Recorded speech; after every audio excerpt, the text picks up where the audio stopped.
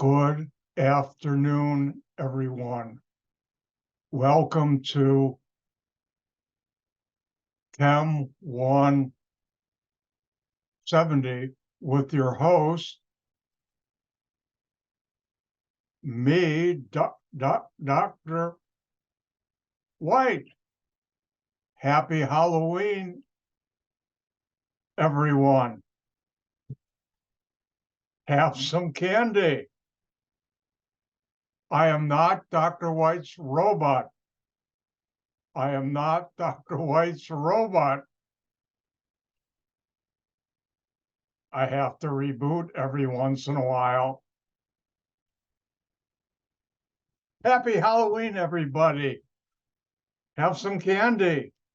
If we were face to face, I'd be handing out candy right now, 2 of them. By the way, I do Halloween candy. My golden rule of Halloween candy is don't give out to others what you don't want for yourself. And this is one of my favorite. And later today, the kids who stop by my home will get these. And if we were face to face, I would give them to you. Now, this is my new toy, actually. Nice thing I bought from Evil Genius Labs and Jason, who's there. Is this wicked? This is the CycloHex Lavalier. Why is it CycloHex? Well, I convinced Jason to call it that because these rings, little rings, are in cyclohexane rings. Am I an organic chemist or not? But this thing is so cool. It's battery operated. The battery's right down here. I got a power cell hooked up to it. And it's got capacitive touch sensors.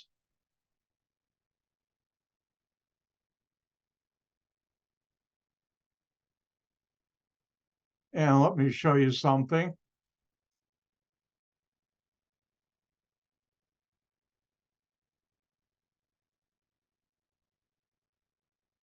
Everybody see Evil Genius Labs? This is Jason's company. And I know Jason through the internet, and we've also talked on Zoom. Great guy. And he's got a lot of great products. You can see the CycloHex. He was going to call it hex. I said, no, call it CycloHex from cyclohexane. You see how the rings are in a cyclohexane pattern? And he's got a lot of other great products. I have some of them too. Let's see, one other one I have is this one. It's huge. Hold on. I don't have it hooked up, but see, I got one. Now this has its own computer in it. The others you have to hook up computer, and that's part of my hobby. But is that cool or what? It's cool. But anyways, I better take this off because I could be doing this the rest of the next 2 hours.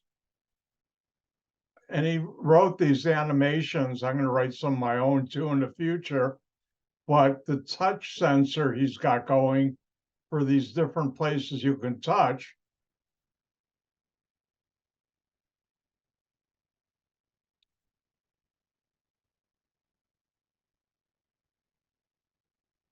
And the animation, whoop, touched it again. I better shut it off or you're not going to get any organic chemistry today. Hold on while I take it off.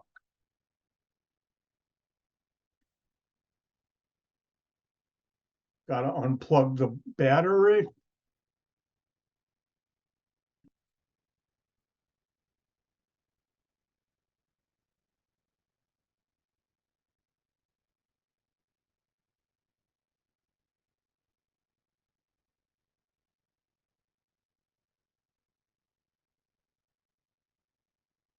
And I was not Dr. White's robot. Is that cool?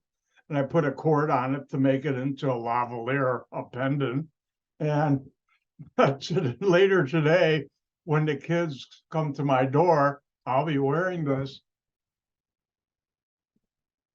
I may say I'm like Doctor Strange from Marvel Comics, my special amulet.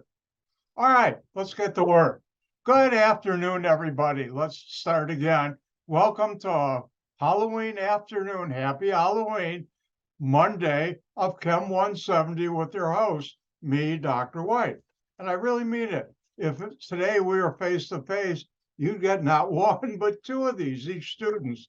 By the way, this company must love me because sometimes when I'm teaching a couple of classes, I'll buy about 5 or 6 bags to have everybody get two, and a few left over for me too. But anyways, and if it was the day before or after Halloween when we were meeting, or the day after, next day after, I'd still pass it out if you miss, because you weren't missing for a meeting for Halloween. All right, some important things. First of all, a week from this Wednesday will be test 3. I will finish today material for test 3. I think the best thing is next Monday, I will go through the amines and amides problem set and heterocyclic problem set.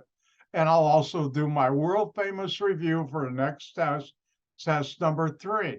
I'll post later this week, either by Wednesday or Thursday. I will post the breakdown on test number 3, but I'll tell you this, it'll cover carboxylic acid and their derivatives, esters, and carboxylate anions, and amines, quaternary ammonium salts, and amides, amine salts, and some heterocyclic compounds, which I'll get to today. And it'll be worth 105 points, so it'll be 5 bonus points. And I can also tell you that historically, it's usually about 9 pages, similar to test 2. But if you've done the practice problems, you'll do good on test 3.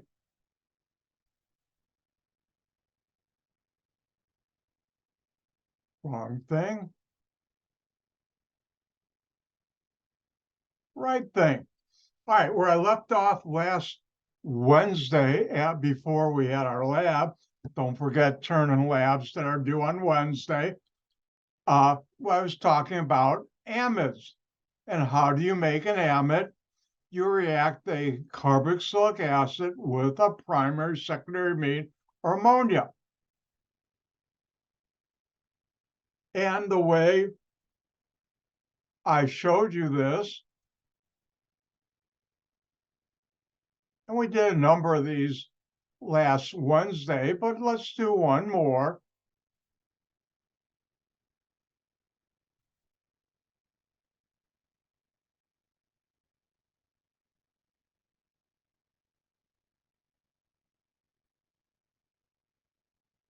And remember, R prime and R double prime can be hydrogen. Actually, R could also, but I won't do that on a test. And what you get, what's attached to the carbonyl, carbon double bond to oxygen, is still there. And this OH group is replaced with nitrogen, and on the nitrogen is R and R prime. And it's key to remember R and R prime can one, both, or none be hydrogen. If both are hydrogens, then that's NH3 ammonia.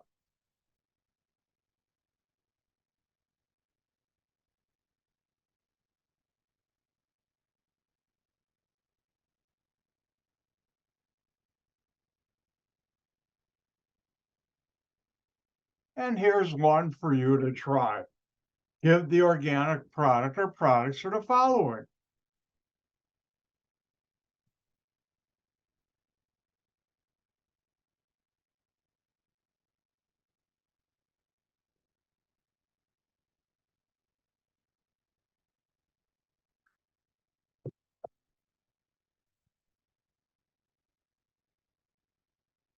Thank you, Andrew. We'll wait for everybody to finish.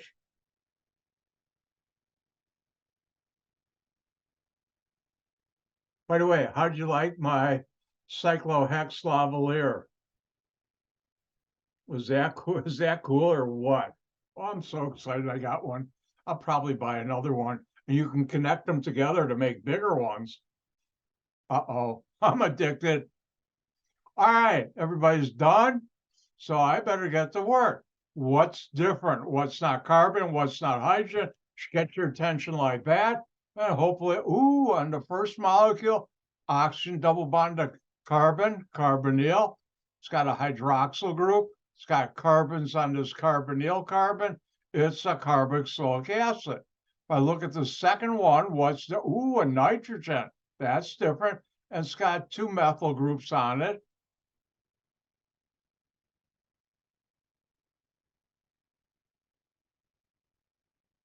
So our prime and our double prime are methyls, but don't forget our prime and our double prime can be hydrogen. And when you react this together, a carboxylic acid with either ammonia, primary or secondary amine, you get an amide. And remember, in the nitrogen on an amide has 3 bonds to it. Only quaternary ammonium salts and amine salts have 4 bonds to nitrogen. Amines and amides have, remember this is an amide, have 3 bonds. So have my carbonyl carbon, that's where all the fun is, but you've heard that before because it's true. My R group is methyl, and then I have nitrogen, and both R prime and R double prime are methyl also, and I can write it 2 different ways, like this, or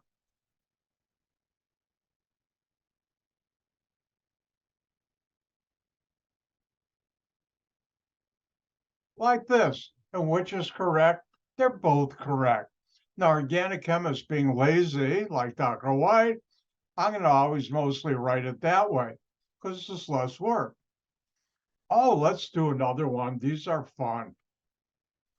Well, let's do something exciting.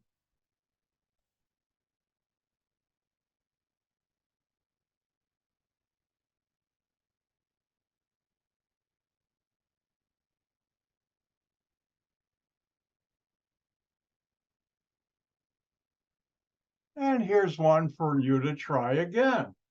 Give the organic product or products to the following reaction. 3 points each.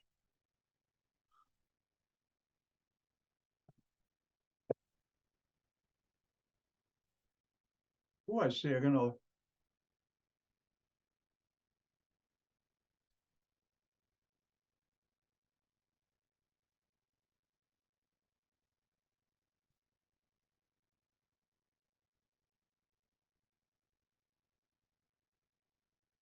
By the way, Ignacio, I disconnected my self-destruct mechanism a while ago.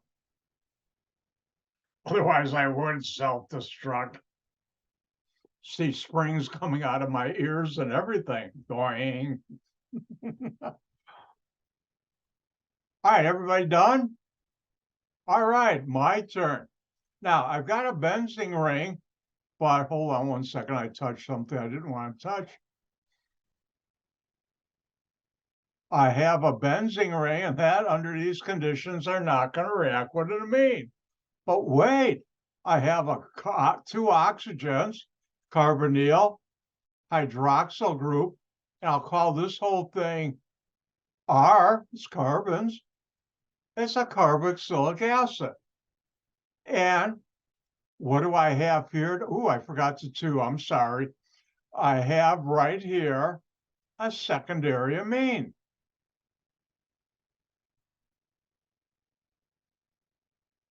And here, our prime and our double prime are ethyl groups. But don't forget, there can be cases where our prime and our double prime can one, both, or in our case, none, be hydrogen. So I'm going to write what happens. You form an amide.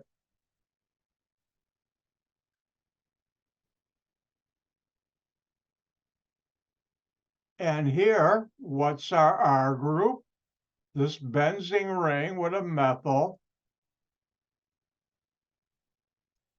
carbonyl, this one right here. What's attached to it is nitrogen. And what are my R and R prime? R prime and R double prime? Ethyl. And I could have written it this way. Let me move our videos over here.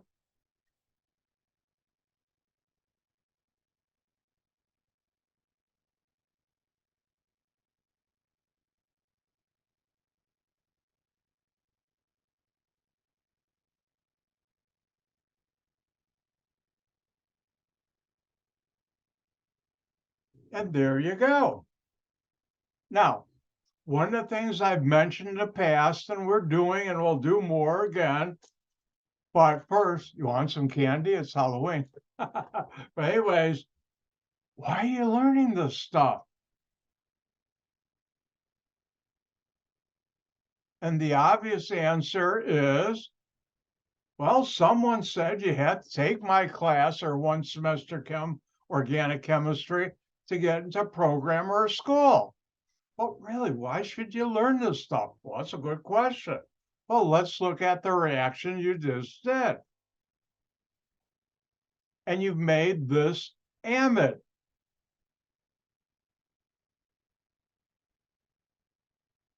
Well, why should you make that amide? Well, let's find out.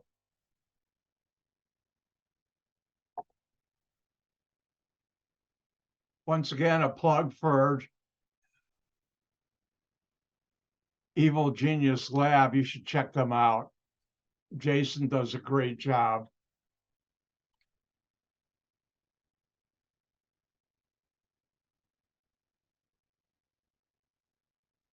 Now, the molecule you just made goes by the acronym DEET. DEET stands shorthand for NN-diethyl metatylamide. And I didn't go through the nomenclature of amides, but this is how it is. Let's see, the IUPAC would actually be 3-methyl benzamide, like this, but this is a common name, and it's really known as DEET. And if you look at the molecule, here we have at the end of a line is a methyl, benzene ring, carbonyl, nitrogen. Each bend in a line and end in a line is a carbon. So on this nitrogen, there are 2 ethyls, which is what you just made. And you hopefully by now you're saying, so what? Well, anyways, what? So what? This. DEET is the major ingredient in all insect repellents. If you go out to do your lawn, like when I first bought this house I'm in many years ago, I said, ooh, I bought it in the end of summer, a long time ago. I got to mow my lawn. So I went out Saturday morning, about 8 in the morning. You can start mowing where I live at 7 a.m. I wouldn't do that, but neighbors are up by 8 a.m. on Saturday. Sunday, I wouldn't do it. They might not be, but Saturday they were. And I started walking on my property with my lawnmower behind it. It's a self-powered one. And all of a sudden, every mosquito in the world was attacking me. So I put my lawnmower away and said, I need a repellent. Now, where did I go? Somewhere I don't go that often, but I do when I need stuff. And that's Walmart.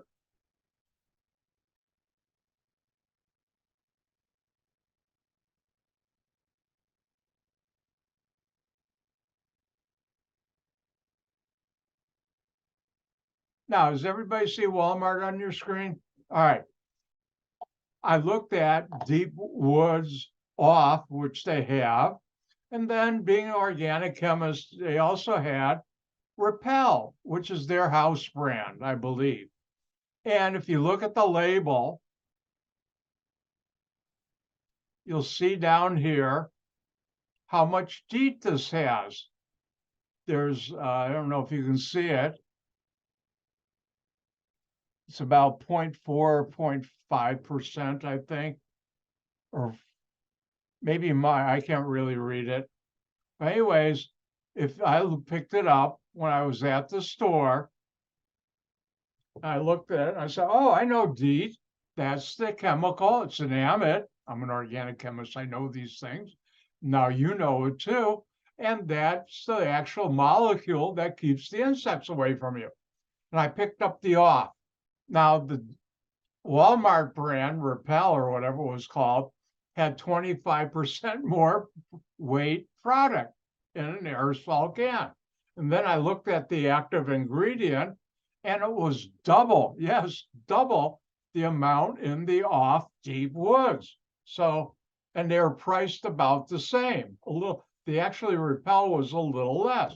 So let's see. I get 25% more weight, and the active ingredient is twice as much as the other off product. Which one do I buy? Guess what? Repel. And I've been using it ever since. And before I go out and do the lawn, like this summer, spray it all over me. And guess what? I don't get attacked by mosquitoes and other insects. And that's because it's got DEET in there. Now, how DEET repels insects, I have no clue. I'm an organic chemist. I don't work with insects. This is not my thing, but I do know how to make this molecule, which is DEET. And that's the active ingredient in mosquito repellent. So why are you making this? Because why are you learning this? It makes things you use in your daily life. These general reactions allow organic chemists to make molecules that are in our daily life. This is an example. Think of each one of these general reactions I'm teaching you this semester are key building blocks or tools that people like me, when I was working in industry, used to make molecules that people like you and everybody else use in our daily life.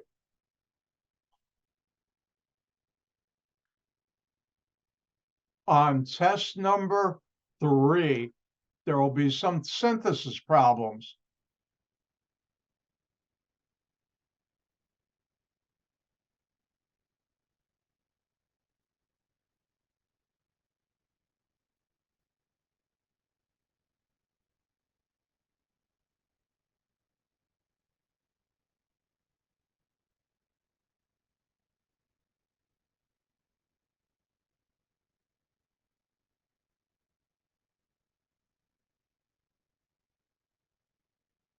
What 2 things would I react to make that product? Your turn. Have fun with it. This is the best part of organic chemistry, the fun part.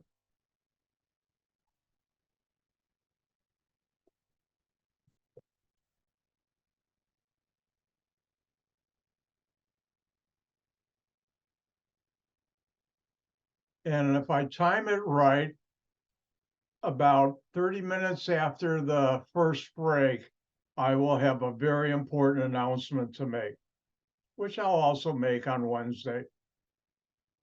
Speaking about important announcements, don't forget to vote.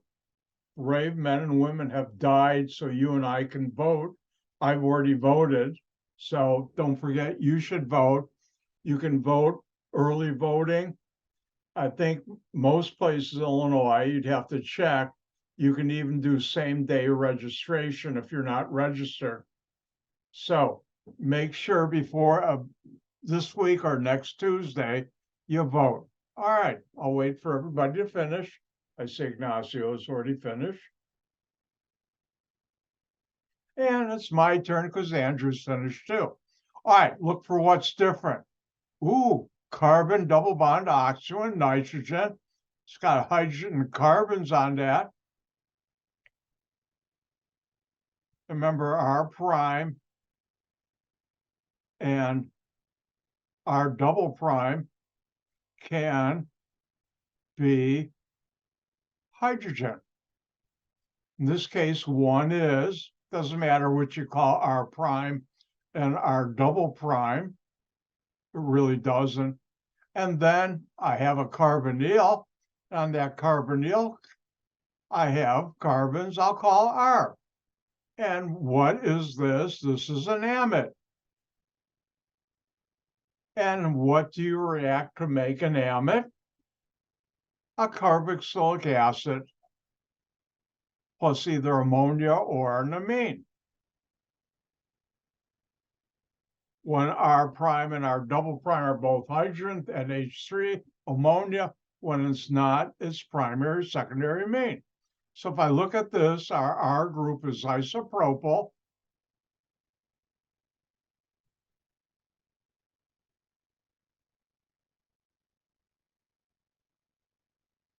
And I have an amine. I have one R group methyl hydrogen, and I'll put another hydrogen from here. Now you could also written it like this, and either way would be correct. So if you take this carboxylic acid plus methylamine, you'll make that amide. And that's how you make amides.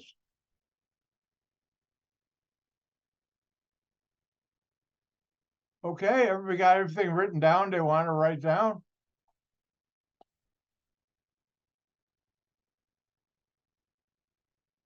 Next, once you have an amide, what can you do with it? Well, besides make things you use, remember I talked about capsaicin, which is an amide, dangerous amide, and others. You can have acid hydrolysis of an amide. And let me rewrite this on the whiteboard. My software does it one way. When I write it out, I do it a nicer way, I think at times, sometimes not.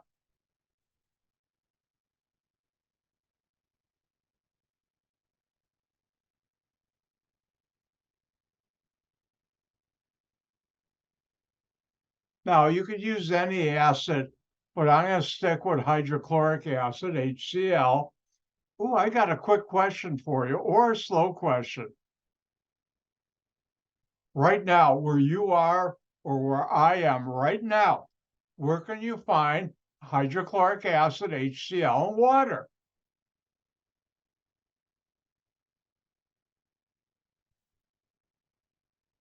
Your stomach. Hopefully, you've been drinking all the water, like my doctor always tells, make sure you get enough water. Dr. Valarosa, were you watching? She'd be very happy. I've got a really good general physician. I got a good cardiologist. Yeah, I'm at that age where it's good to go in and check up like that. But anyways, in your stomach, there's acid and water. And one of the miracles of life, I always think personally, is I have cells, you have cells that generate hydrochloric acid in our body, in your stomach, and I believe one of your intestines. I forget which one, small or large, one of them. And what that means is when you take water and acid, and I'll use for my example hydrochloric acid, HCl with an amide, what you get back is the carboxylic acid you would have used to make that amide, plus not the amine that you would have used to make that amide, but the amine salt of the amine you would have used to make that amide. Why? Because remember, amines, primary, secondary, tertiary,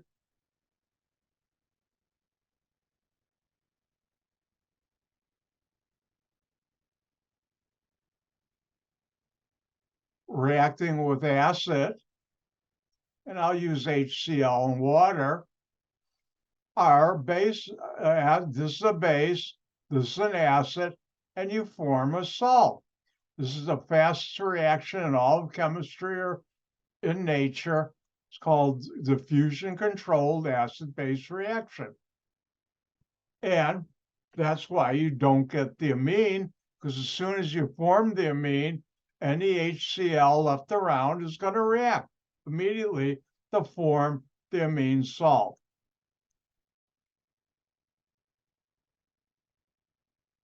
And here we have the carboxylic acid.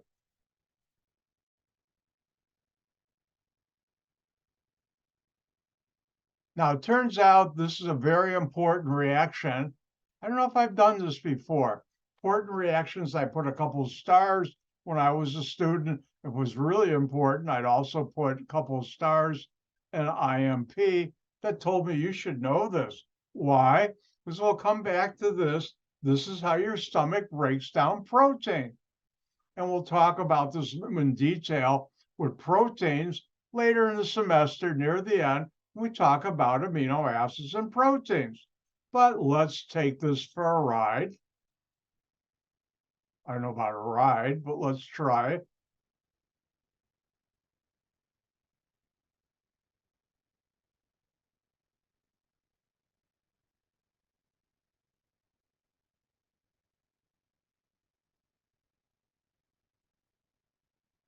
And here, what are we reacting?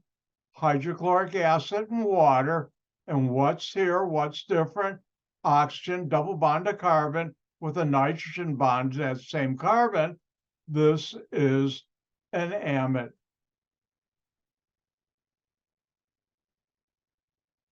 And I didn't write above before, but I should write now. Remember R prime and R double prime can be hydrogen. If I react this with acid and water, HCl is an acid, you'll get back the carboxylic acid plus the amine. No, amines react with acid because they're bases and acids are acids. You get the amine salt of the amine you would have used to make that amide. So if I look up here, this is R. One of these I'm going to call R prime, doesn't matter, and the other one R double prime.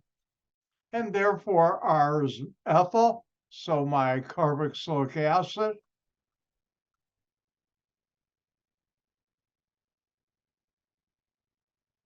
my amine, one R group is methyl, the other is ethyl. That should be a 3. I move us over so I have a little more room. Notice there'll be 2 hydrogens on there. Plus charge, you don't have to show charges. And my chlorine anion. And those would be the 2 products you get.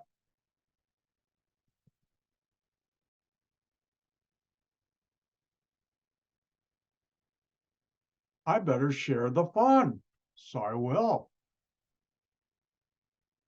But before that, it's Halloween. Have some candy. Actually, I do give it out to each student in my class when we're face to face, gets 2 Kit Kats. And if I have any left over, they can have the rest. I'll let them arm wrestle for it. I take a few out before I pass them out anyways. All right.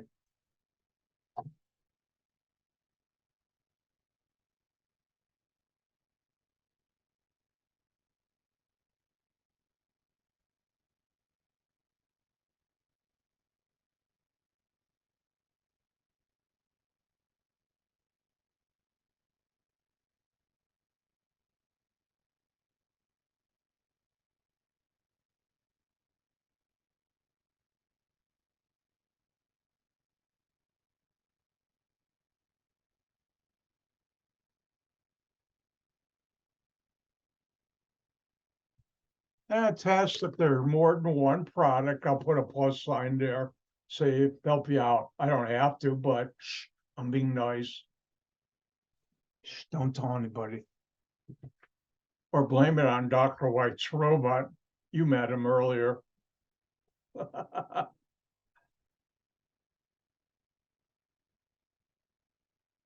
You don't have to answer it, but if you liked what I did beginning of the lecture, give me a thumbs up.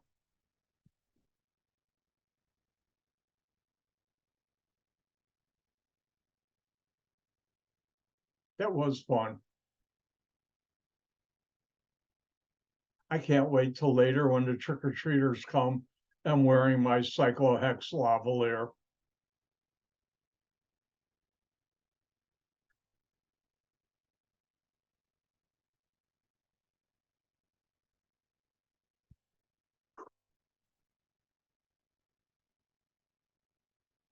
All right, everybody's done. I better get to work.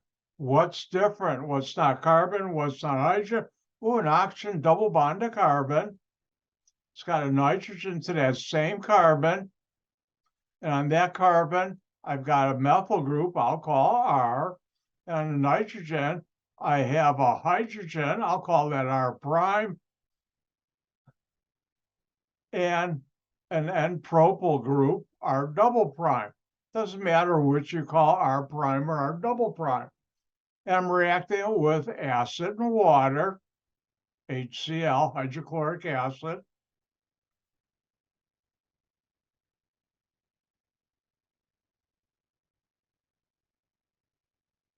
That looks better. And what you get the carboxylic acid you would have used to make that amide, plus not the amine, but the amine salt of the amine you would have used to make that amide. So what's our methyl? And you get acetic acid. Anybody look at a bottle of ketchup or vinegar, say, or a bottle of vinegar and say, aha, you don't have to say the aha part. It's got acetic acid, a carboxylic acid. Did you pick up a bottle of ketchup or mustard or pickles? It's got vinegar. Vinegar has acetic acid, and that's a carboxylic acid. And the other product here will be this amine salt. My R double prime is N-propyl. The carbon bonded to this nitrogen will still be bonded to that nitrogen. Do you break carbon-carbon single bonds? No. And then R prime is a hydrogen. And then down here, I'll add 2 more hydrogens. It's got a plus charge and a chloride anion. Now you don't have to show the charges. Now, if we look at this molecule right here, another way of writing it, this has 1, 2, 3 hydrogens on the nitrogen. So I could have also written it this way. 3 hydrogens, NH3 plus Cl minus.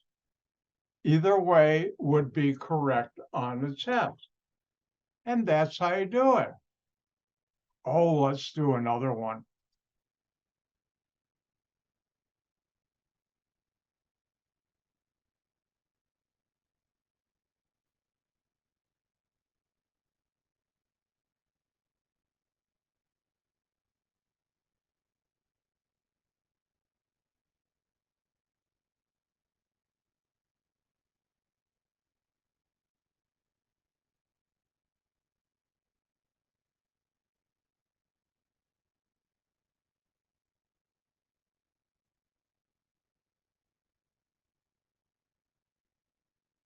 And the question would be, what product or products would I get when you react that compound with HCl and water?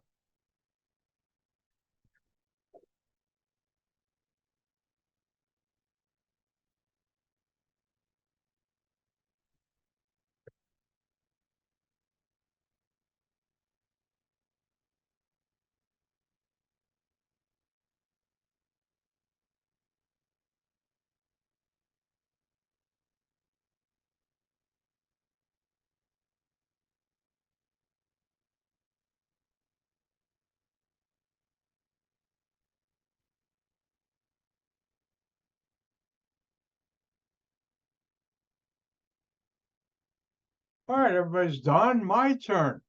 If we look at this molecule, we say what's different, what's not carbon, what's not, oxygen, double bond to carbon, carbonyl, and that carbonyl has the nitrogen. On the carbonyl carbon, we have a benzene ring, but I'll call that R. Why am I saying that? Because under these conditions, a benzene ring will not react with acid and water. Nothing will happen. But on the nitrogen, I have 2 alkyl groups, R prime and R double prime. and they're both isopropyl. And what do we have? An amide. Remember, R prime and R double prime, one or both, can be hydrogen or none. In this case, none. And when you react it with acid and water,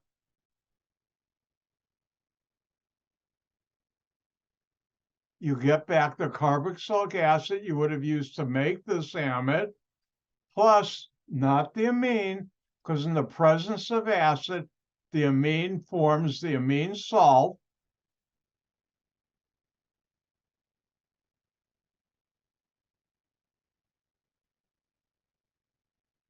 Don't forget the anion, chloride anion. And what's our benzene ring? And our prime and our double prime are isopropyl. So you'll make benzoic acid and diisopropylamine.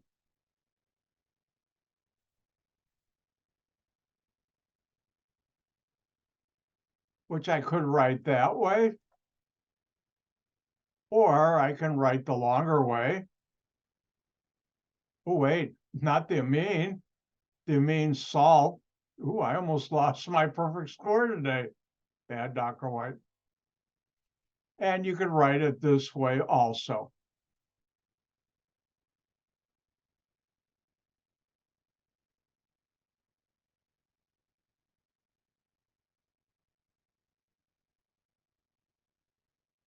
So either way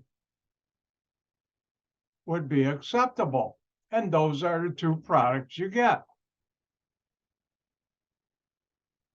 Now on test 3, like test 2, I'll have 4 or 5 synthesis problems.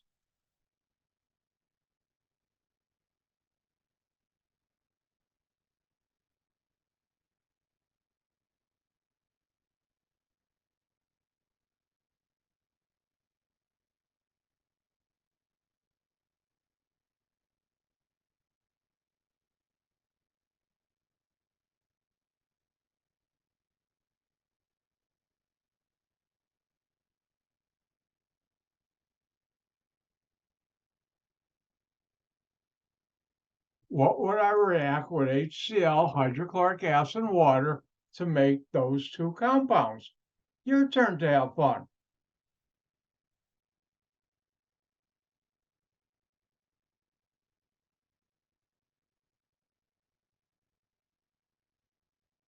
Anybody going to be wearing a good costume tonight? I'm a little too old to go to Halloween parties. None of my friends at this point in our life have them. But when I was younger, I went. My favorite one is I went as a samurai. I even had a wooden samurai sword. That was very popular back then, right around when the Star Wars movies had been out for a while. If you weren't a Jedi, you would be a samurai. How many of you ever seen the original Japanese movie, Seven Samurai? It's an awesome, you should look it up.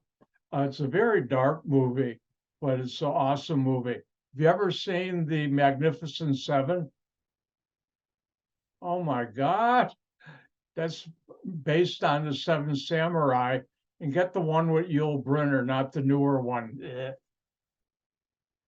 I gotta teach you people some good stuff. Next, you're gonna tell me you've never seen Blazing Saddles.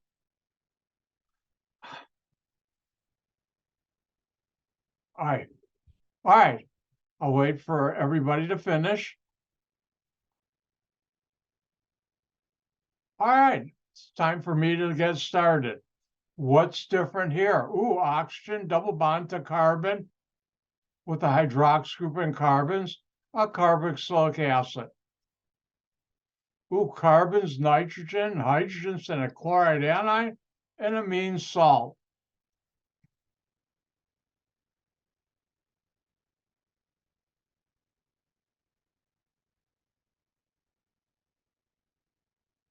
And here, R prime and R double prime, either one can be hydrogen.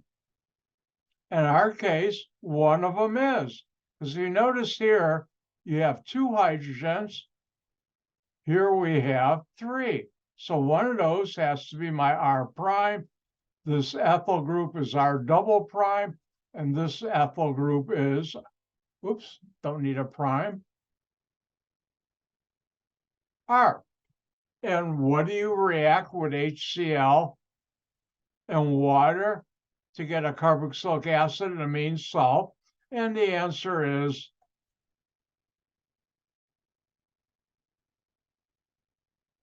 an amide. And therefore, if we look at this, what's our ethyl? Carbonyl. Nitrogen. What's our prime? Hydrogen.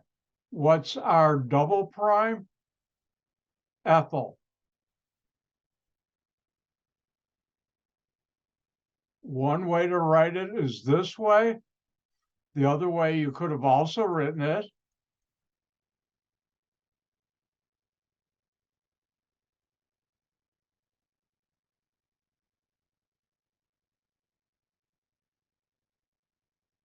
so these two are equivalent, identical. Just different ways of writing it. You put the nitrogen here to the right of the hydrogen to the right of nitrogen, or do you have it coming off it? Either way works. And with that, oh my goodness, time flies when you had some fun with Dr. White's robot. And here, happy Halloween. Have some candy. Huh, take some.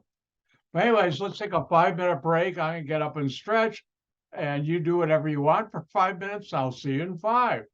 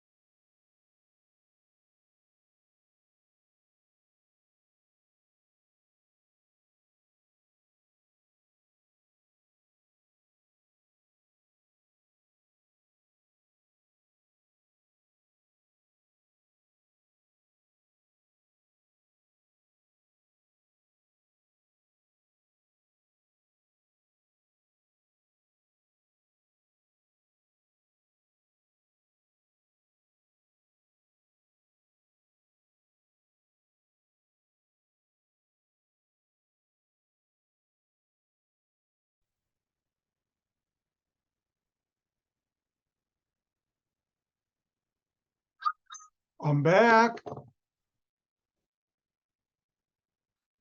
I was looking out my window in front yard. My leaves last week and this week, especially with the rain, have just boomed. I have a couple big trees on my property. I got a lot of leaves to clean up. They're so beautiful this year, the gold color, but a lot of them are down already. All right, let's get back to where we were. That's not what I wanted to do. All right, we were talking about amides and reactions of amides. One I just covered, take an amide, react with HCl, hydrochloric acid, and water. You get back the carboxylic acid plus the amine salt of the amine you would have used to make that amide. Well, there's also base hydrolysis. And for this, I'll stick with the base sodium hydroxide. You take an amide, you'll react it with base and water. What you'll get, and I'll rewrite this so you can see it better on another screen, the carboxylate anion of the carboxylic acid you would have used to make that amide, plus the amine you would have used to make that amide.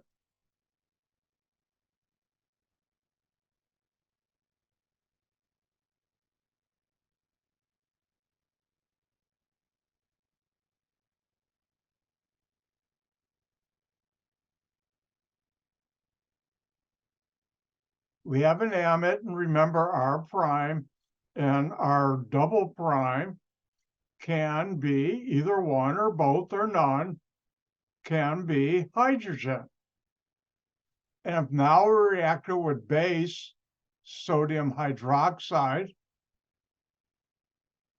you can use other bases, but I'm going to stick to that, plus water, you get back not the carboxylic acid, but because you're in base sodium hydroxide, the carboxylic acid, just to remind you,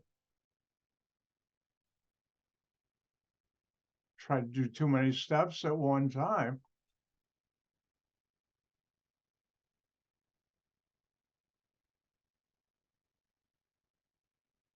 Once in a while, my mind does that.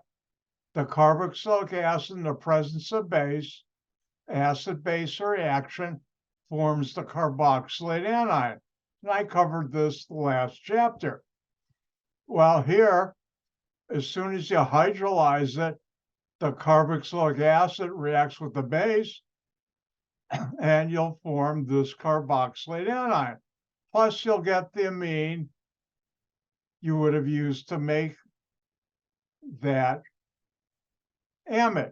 So when you take an amide, react with sodium hydroxide base and water, you get the carboxylate anion of the carboxylic acid you would have used to make that amide, plus the amine you would have used to make that amide. Amines are bases, they don't react with other bases like sodium hydroxide. Oh, wait, has everybody got that copy down? Okay.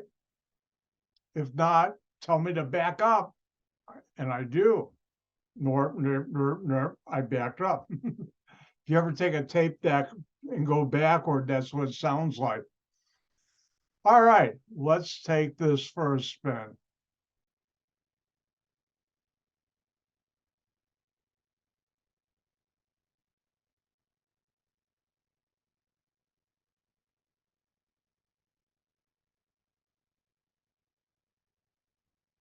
And if we look at the following reactions, what would be the product or products, 3 points each, for this reaction, the organic products? Well, if we look here, what's different?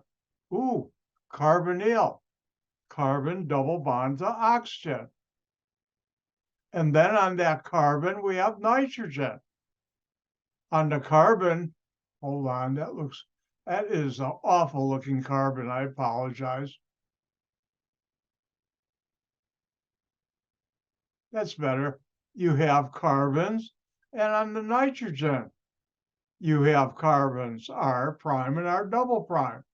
Now for this, as always, R prime and R double prime can, one, or both B or none hydrogen. In our case, it's none. So if we look up here, I'll call this R. One of these I'll call R prime, the other R double prime. And when you react the amide with sodium hydroxide and water, what do you get? The carboxylate anion of the carboxylic acid you would have used to make that amide, plus the amine you would have used to make that amide. Remember, amine has 3 bonds to it, carbons 4, amine salts, which we had the previous one for the nitrogen. All right, so we already know R is ethyl. So I'll get this carboxylate anion. R prime, methyl, nitrogen, R double prime, ethyl. And it's an amine, so I also have a hydrogen there because there's 3 bonds to nitrogen, amines, and amides. And I'm done.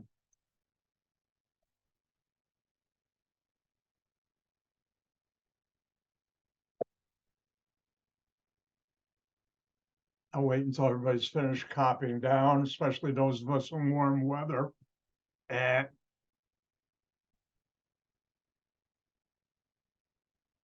yeah, I charge extra for out-of-state students. All right, your turn to have some fun.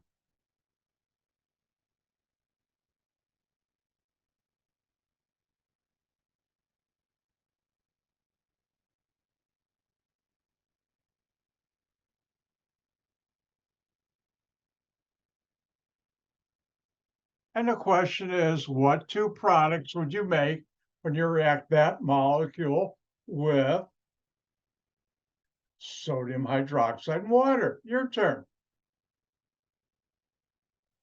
And don't forget, before you leave today, take some candy with you. Just stick your hand right through the screen like this and grab them. Boy, that shocked the heck out of me. Ah!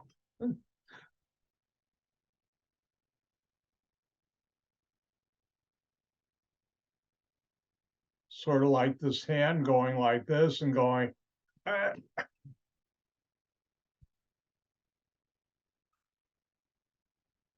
I can get away doing that. It's Halloween. When you're done, let me know.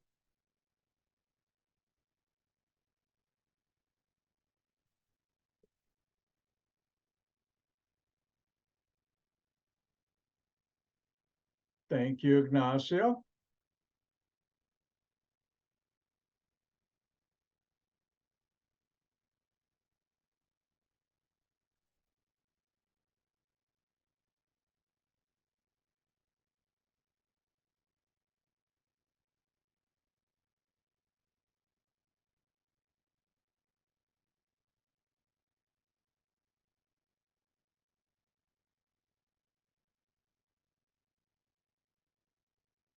And we'll wait for Andrew to finish. Then he's finished. All right. What do we have here that's different? Ooh, carbon double bond to oxygen. Remember, look for what's different. What's not carbon, what's not hydrogen. Get your attention like that. And it did. Carbon double bond to oxygen, carbonyl, has a nitrogen on there. And that carbon right here has carbons R. And on the nitrogen, we have a hydrogen, but I'll call that R prime and R double prime. Remember, R prime and 1 or none R double prime. Either one of those can be hydrogen. In this case, 1 is. That's R prime, that's R double prime, and this is R. And when you take and react an amide with sodium hydroxide, which is a base, and water. This is base hydrolysis of an amide. You get back not the carboxylic acid you would have used to make that amide, because you're in the presence of base. The carboxylic acid reacts with the base to give the carboxylate anion of the carboxylic acid you would have used to make that amide, plus the amine you would have used to make that amide, because amines are bases and sodium hydroxide is not a base that will react with amines. So we look up here, we have everything figured out. R is methyl, so I'll get this carboxylate anion of the carboxylic acid I would have used to make this amide. And then we have our double prime methyl, nitrogen with a hydrogen, and our prime is hydrogen. Now, you could have also written it this way. Notice on this nitrogen, there's 1, 2 hydrogens. So either way is correct on its test. By the way, did I tell you I'm this close to the person grading the test? Me. Oh, let's try a synthesis problem.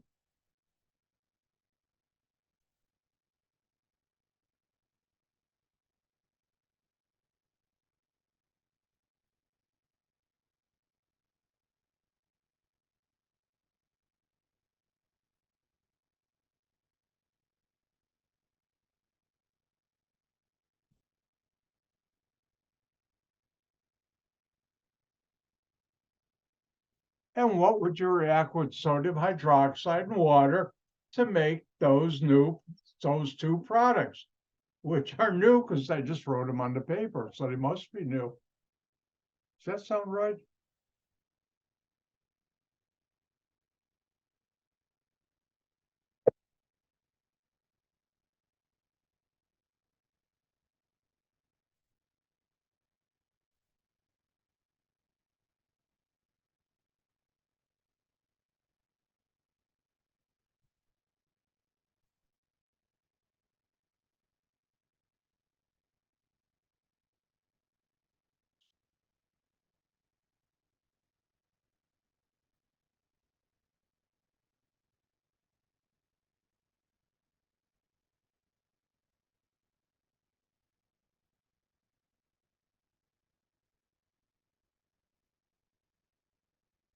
Thank you, Ignacio.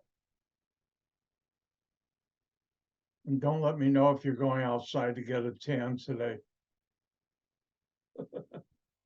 Thank you, Andrew. My turn. All right. We look at the products and what's different, what's not carbon, what's not hydrogen should get your attention. Oh, I've got a carbonyl with oxygen minus and a sodium cation. Got a benzene ring, but I'll call that R. This is a carboxylate anion.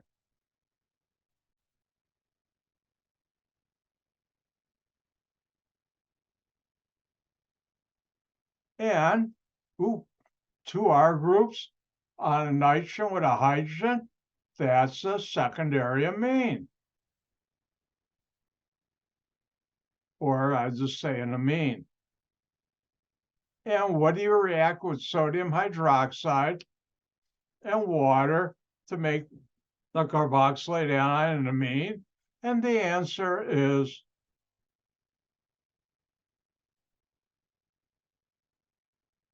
an amide.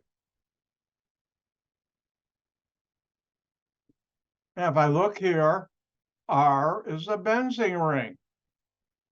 R prime, and I should write down here, it's not in our case, R prime and R double prime, one, both, or none can be hydrogen. In our case, it's none. R prime and R double prime. Everybody familiar with? This is the ampersand, which means the word and. Now you are. All right. So if I put everything together, keep your eye on the carbonyl carbon, carbon double bond oxygen. Remember, I told you in ketones and aldehydes, that's the most important thing in organic chemistry to Dr. White, me. And so I have my carbonyl. What's R? A benzene ring. Don't forget the bonds inside, or it's cyclohexane. Nitrogen. What's on my nitrogen? R prime and R double prime. Notice they're both the same. So that means I can do this and I'm done. Or you could have also written it this way: benzene ring, carbonyl, nitrogen, and R prime and R double prime are methyls. And these are identical, and either one would get you full credit on the test. Plus, you could, if you go to a Halloween party, you can show them. You know what you get when you react something? What do you start with when you react sodium hydroxide and water to get these two count? No, people do not want to hear organic chemistry at Halloween parties. Trust me, I learned that years ago. All right, any questions on this?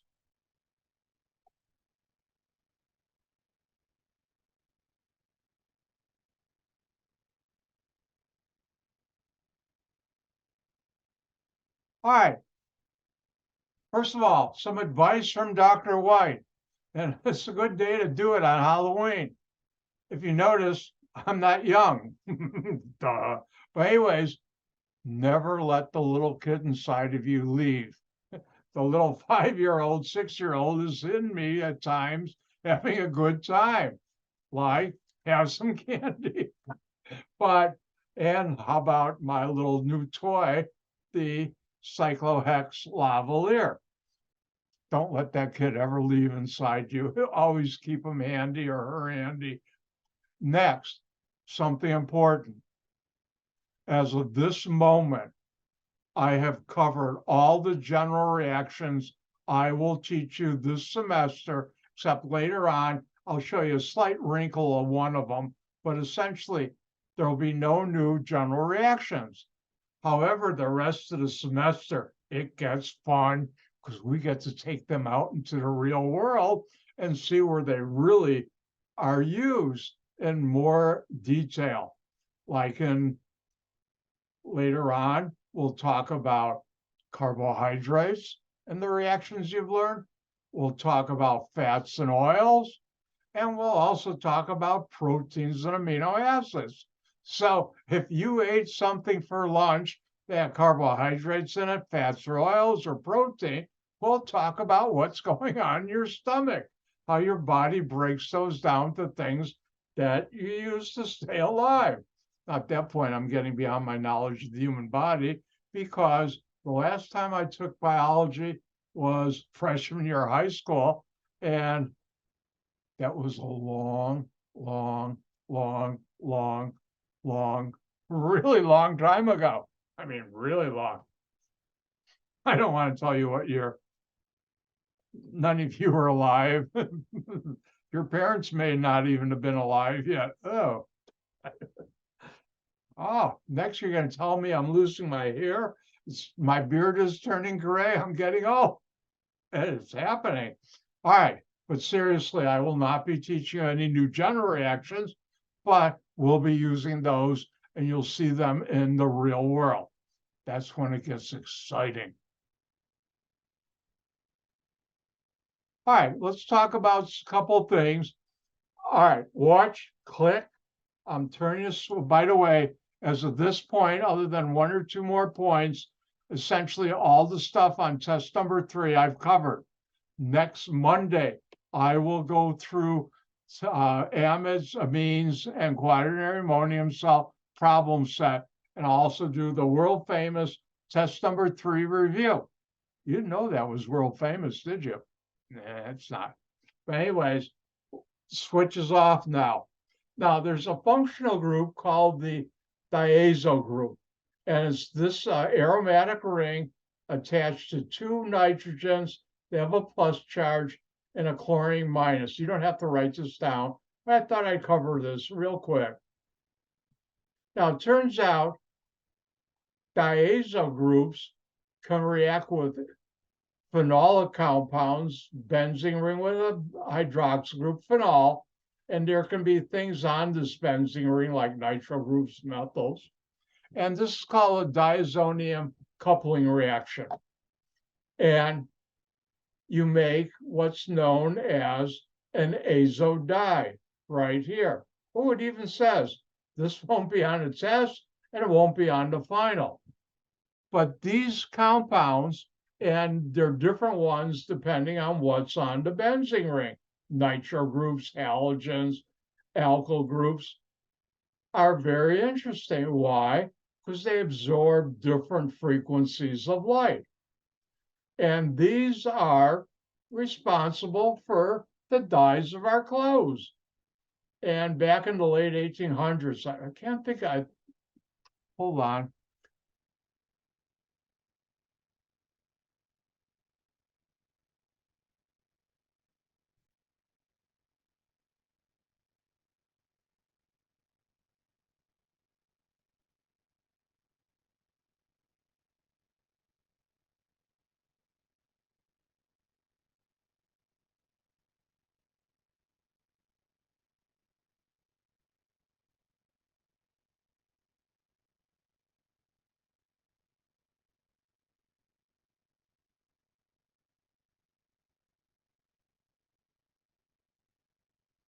I thought it was German chemists.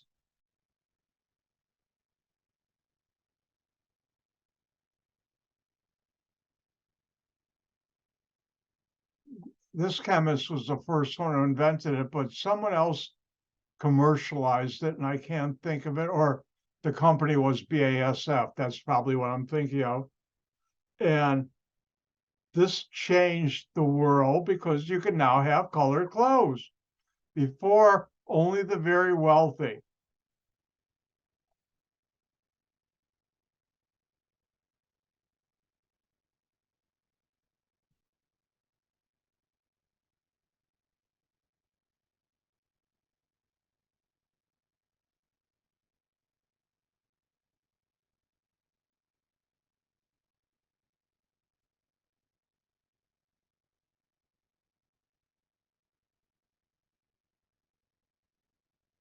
I haven't done this in a while.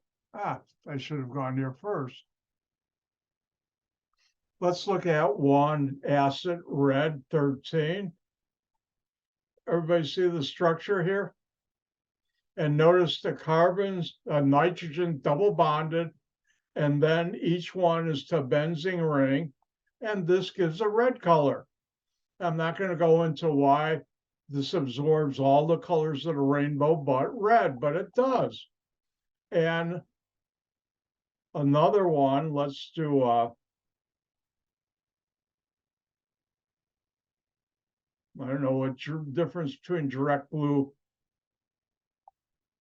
a dark blue, and here's you can get very complex.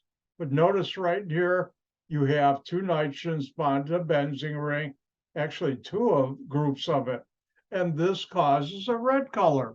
How that does that, don't know the exact, I guess that would be physical chemistry of why the bonding, the double bonds, both between in the benzene rings and in the nitrogens, plus the lone pair electrons on the oxygen, all affect that, the lone pair on this nitrogen amine over here.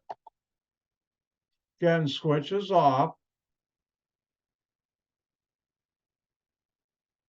Now, before azo dyes, this was in the late 1800s, they found this, and the company that made it made a lot of money. They used to use dyes that come from plants. And one of the most famous, and again, switches off, is the dye from the indigo plant, cleverly named indigo dye. And it's a very, very dark blue. So dark, it's called royal blue. And why is it called royal blue? Well, back in the early Middle Ages and before then, like back to the Roman times even, everyday people could not afford this. Who could afford it? the king, and the king was royal. And that's how it got its name, royal blue. All right, switch is still off. Let's talk about a group of compounds called the alkaloids. But the reason I'm talking about this is in our daily life, or could be.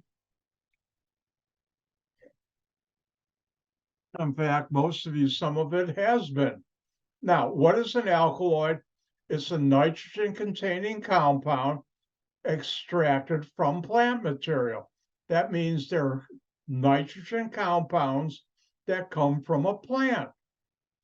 And alkaloids can have a major, and I mean major, physiological effect on your body, especially your brain. Now, again, switch is totally off, but now you've learned organic chemistry, and you can see this is morphine. And if we look at morphine, it's got a benzene ring with a hydroxyl group, phenol, oxygen to this carbon, ether, another alcohol, a double bond. This line here is a complex ring system, but it's called a bicyclic system. And notice the nitrogen, carbon here, and a methyl group, as a tertiary amine. Now, morphine is a painkiller. And in World War II, that was the main painkiller on the battlefield and sometimes in operations that killed the pain so soldiers didn't suffer. Now, a better painkiller, different one is codeine. Now, codeine, this is a different way of writing the structure like morphine. Notice on this benzene ring here, on red, you have an oxygen with a methyl group, and ether. The only difference between codeine and morphine is this is an alcohol, which has been made into an ether, and you've learned how to do that, or an alkoxide, and that's how you'd make it. So codeine is also a painkiller. Do I have time? I do. Back when I was young, about 10, one summer, I don't know how I got it, I had asthmatic bronchitis, which means you were trying to cough your lungs out. Oh, it was awful. And that whole summer, I had to stay indoors because I was just coughing. You just had to let it play out. And by the way, I survived, in case you were wondering. But anyways, my father was a pharmacist, and at that time he had his own pharmacy. And that was before nowadays, you know how you go into pharmacy and everything's already prepackaged. It wasn't back then. So one of the best cough medicines, which they stopped selling for a good reason, was called elixir terpenhydrate with codeine. And what it essentially was 80 proof vodka with codeine in it. And you take a couple of tablespoons of that, and you're about 10 years old. It's like having a shot of vodka and some codeine. Guess what? You don't feel any pain, or you don't care about any pain. It was good. Well, anyways, my father, well, you need a good cough medicine, and I didn't have to go to have a doctor tell me. He just had in his drugstore a gallon bottle of this, and he poured, like back then, pharmacists used to have bottles. They would dispense it into smaller bottles and then fill your prescription. He brought home a quart bottle of this stuff, and I started taking it. Guess what? It made life better. Hell yeah. I was like, I had a good buzz going. But anyways, I got better. But every morning, the fall came and I went back to school. And one morning he saw me right before school. I took a couple tablespoons of the cough medicine. He said, you know, you're better now. You don't need that. And I said, but Dad, it makes me feel good. He said, yeah, I bet it does. He said, I have to take that back to the pharmacist. You don't need it anymore. And I was sad because I was going to school with a good buzz on back when I was about 10 or 11, almost 11 then. But that stuff's really good cough medicine.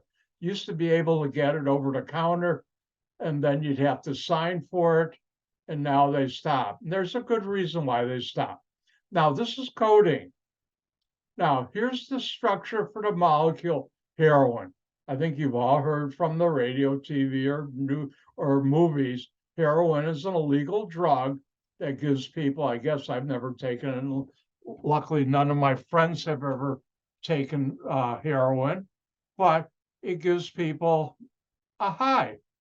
And if you look at the structure difference between morphine or codeine, this methyl ether is made into an acetate ester. This alcohol up here is also made into an ester. You know how to do that, and I'm not going to tell you how to do it for this, but that's why people found they could take codeine and make it into heroin. And that's why they stopped selling, except under very strict supervision, codeine. Because the drug people found out they would go into drugstores and buy massive amounts of codeine. And the government figured out what they were doing with it. Again, this is heroin.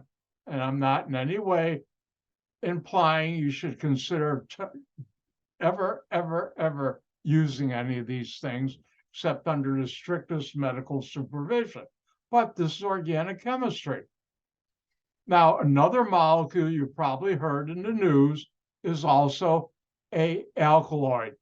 It's a nitrogen-containing compound from a plant, and that's cocaine.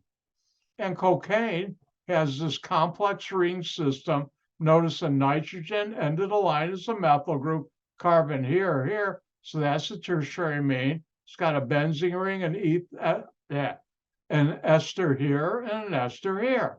Now, how that does what it does to people who take it, and I've never tried this, nor do I plan on it, but you've seen enough in the news or in movies, it gives people a very strong high. How it does that, I have no idea. Now, a very dangerous alkaloid is this one, methamphetamine, otherwise known as crystal meth. Why? Because this pure is a white crystalline solid at room temperature. And here we have an amine, methyl group here, and this R group, it's a secondary amine like this. And you don't know, but I'll teach you right now. The American Chemical Society, otherwise known as the ACS, I believe worldwide, the American Chemical Society is the largest professional organization in the world, number of members. They used to be every week, now it's every month, puts out a great magazine called Chemical Engineering News. I know my local Schaumburg library has it. I gave up my membership in the ACS a couple of years ago. I just couldn't see paying the money. But when I was a member years ago, every week you'd get your copy of Chemical Engineering News, also known as C&E News shorthand. And the articles in there are spot on and very technical and very accurate. And a couple months or maybe less, 6 months after crystal meth hit the legal market, they did a paper on that, or had an article in C&E News, Chemical Engineering News. And I can still remember, besides talking about the structure and how it's illegally made, they talked about how addictive this is. I can still remember when you read something in C&E News, 99% of the time it's going to be spot on accurate. And this was. And they said crystal meth is so addictive, you take it one time, you're addicted. That's how bad it is addiction-wise. Now, another similar molecule, but different, is ecstasy. And if you've been following the news over the last decade or so, and I've never been to a rave party, that's another generation, not my generation. If you see in the news and the movies, a lot of people go to rave parties, are high on ecstasy. And it's very similar to crystal meth. Here's a tertiary amine, secondary amine with a methyl group, the benzene ring, the methyl here. The only difference here is on the benzene ring, you have an acetal of formaldehyde. and it's made from a derivative of the sassafras tree, this molecule. I'm not going to show you how to make it. I can, but I stay away from making illegal drugs. I don't want the FBI knocking at my door with machine guns and shotguns. And B, I don't want competition knocking at my door with machine guns and shotguns. No, thank you. I don't need that. But this can be made from that. And once the government figured that out, they keep this under very close supervision. If somebody buys a lot, they go get a visit from the government. And this is also a amine, an alkaloid. It can be made from plant material. Now, switch is sort of off, but other naturally occurring amides, which I should have talked about earlier. Silk is an amide, wool is an amide, your skin and your hair, what's left of mine, are amides, and proteins, which is what your skin is made of, are amides. And we'll talk more about that later in the semester. I'm not going to talk about synthetic amides. I'll talk about that when we get into polymers such as nylon. All right. Part of the slide switches on. Click. Let's talk about heterocyclic compounds. I'm sure you've all heard this term, heterosexual. Heterocyclic, two different, and cyclics ring. And it turns out heterocyclic compounds, this is in chapter 3 for those of you who bought the book or bought it electronically, which you didn't need to do either one, but I try and put the chapters down in case you want to. It's the largest class of organic chemicals on our planet. And what is a heterocyclic compound? I better get subtle.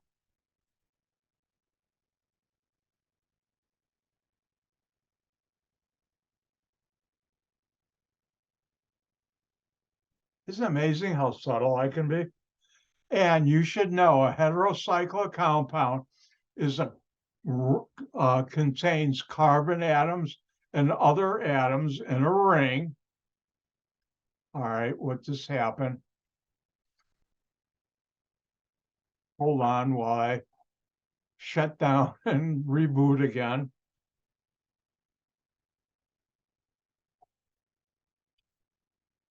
I'm not really rebooting. If I shut off Microsoft Word and open it up again, I think what happens is with everything I have going on this computer right now, you get too many open files.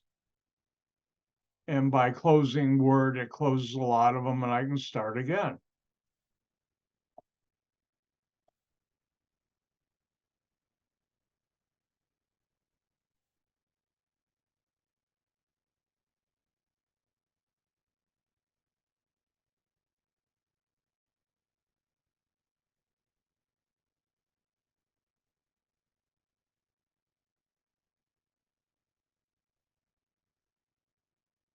That's not what I wanted. Hold on one sec.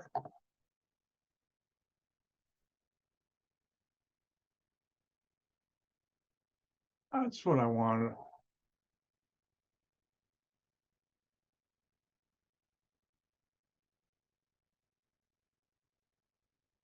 All right, everybody see heterocyclic compounds on your screen. Thank you.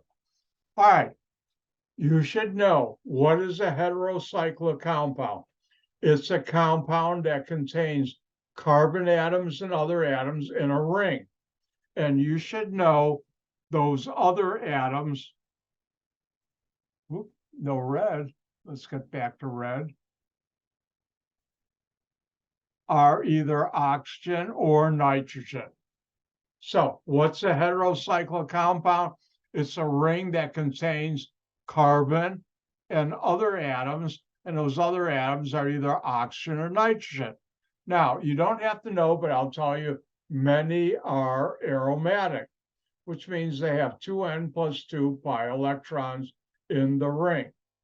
So heterocyclic compound, that's a compound that contains carbon and other atoms in a ring, and those other atoms are either oxygen or nitrogen.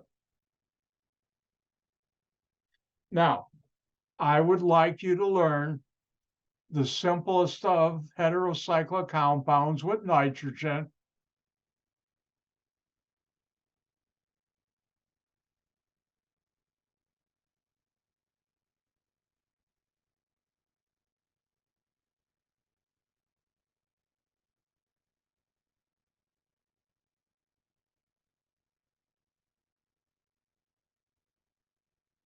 And that's pyridine.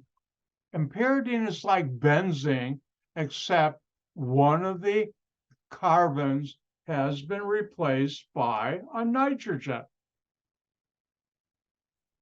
And this is called pyridine.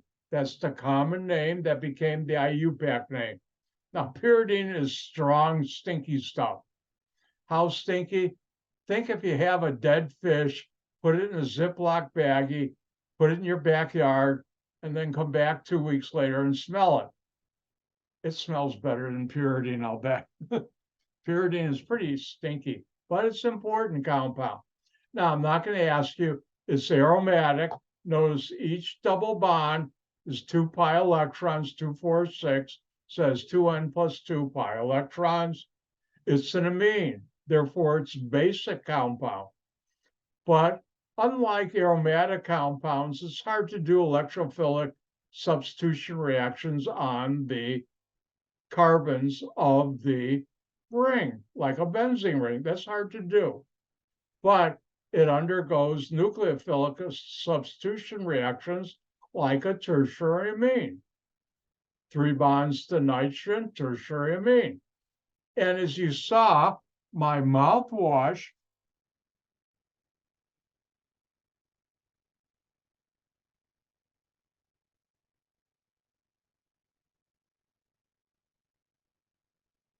has this quaternary ammonium salt in it, pyridinium acetyl chloride. In case you don't know, and I'll teach you this later on,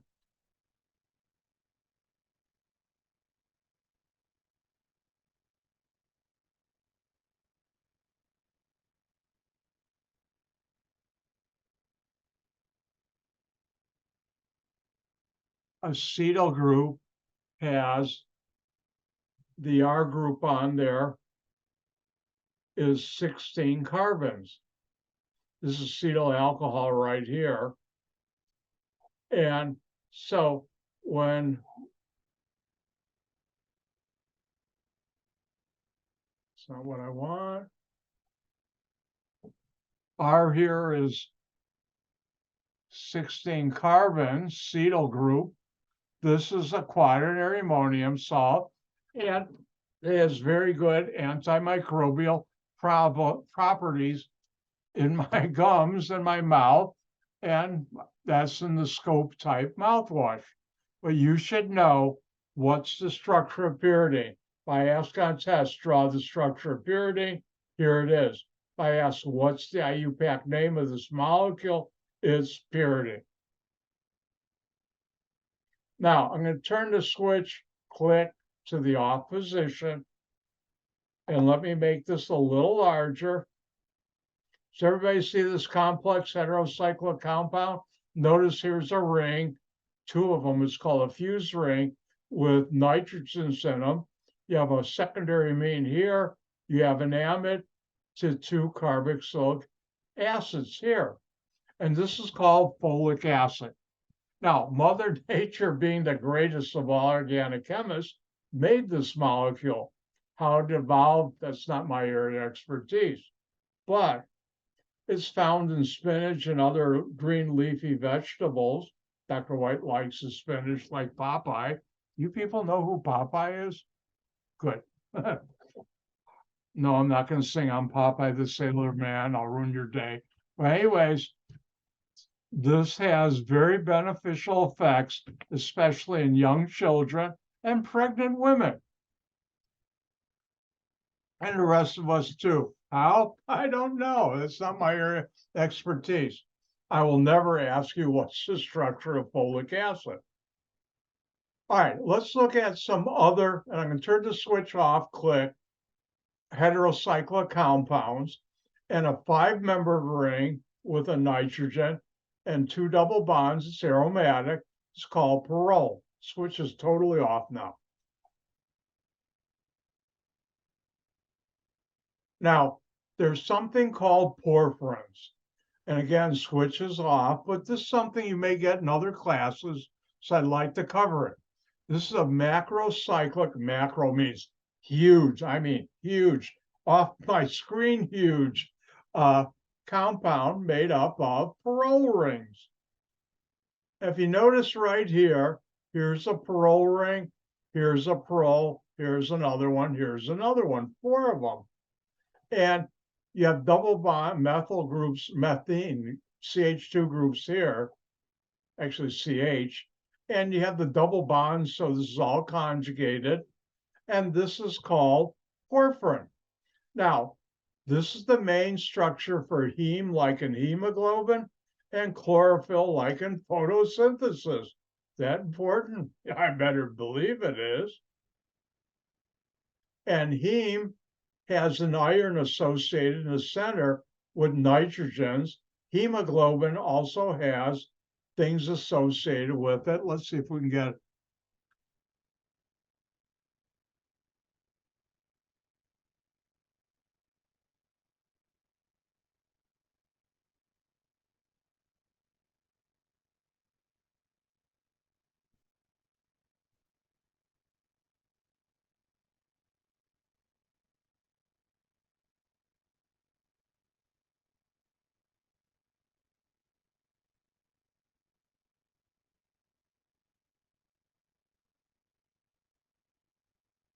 Now, everybody see the structure of hemoglobin on over here in the center, surrounded by these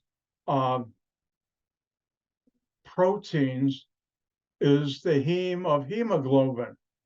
Is sort of hidden right here, up here, and here, and here.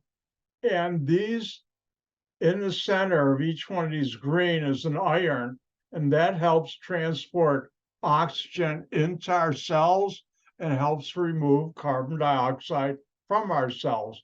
Now I'm well beyond my knowledge of the human body, but this helps us stay alive, and helps what makes our blood red or blue. I think it's red when there's oxygenated, blue when it's not oxygenated, and you got CO2.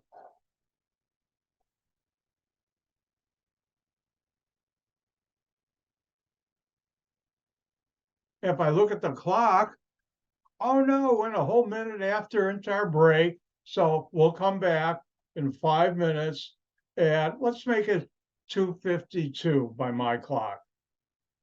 So come back in 5 and we'll continue into exploration of good stuff.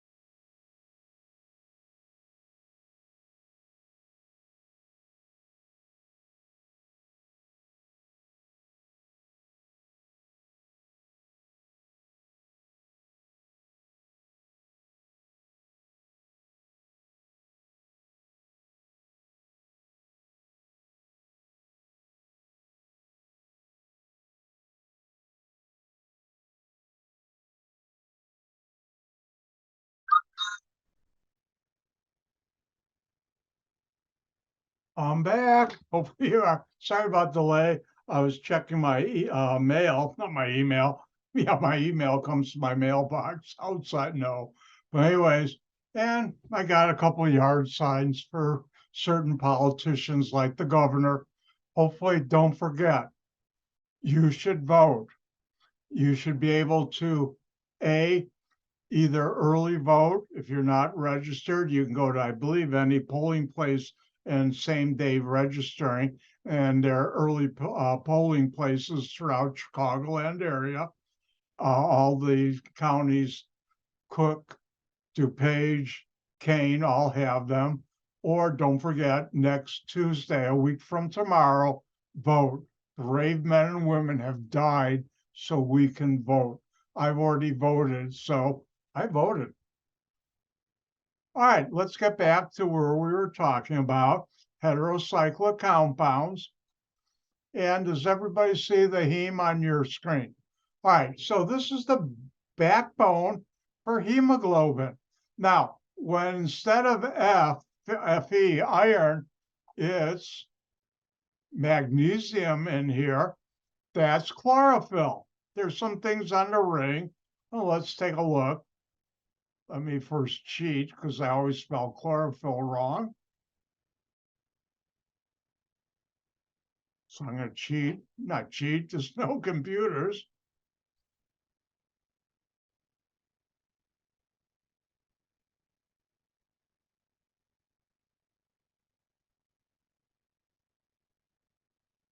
And here's one of the many different chlorophylls. If you see in the center, you have magnesium and you have a heme structure with a lot of stuff attached to it. And again, once again, Mother Nature has created amazing compounds, organic molecules, heterocyclic compounds, compounds with carbon and other atoms in a ring to form these very useful compounds. Useful. Wow, that's an understatement. That's not what I want. And chlorophyll is responsible for the green color in plants, and it allows plants to convert sunlight to energy to make things such as carbohydrates and also oxygen, which keeps our planet alive, which is why when you hear about things like the rainforest being converted to other uses, that's bad because it's cutting off oxygen source for our planet. Well, hopefully the best way is plant a tree.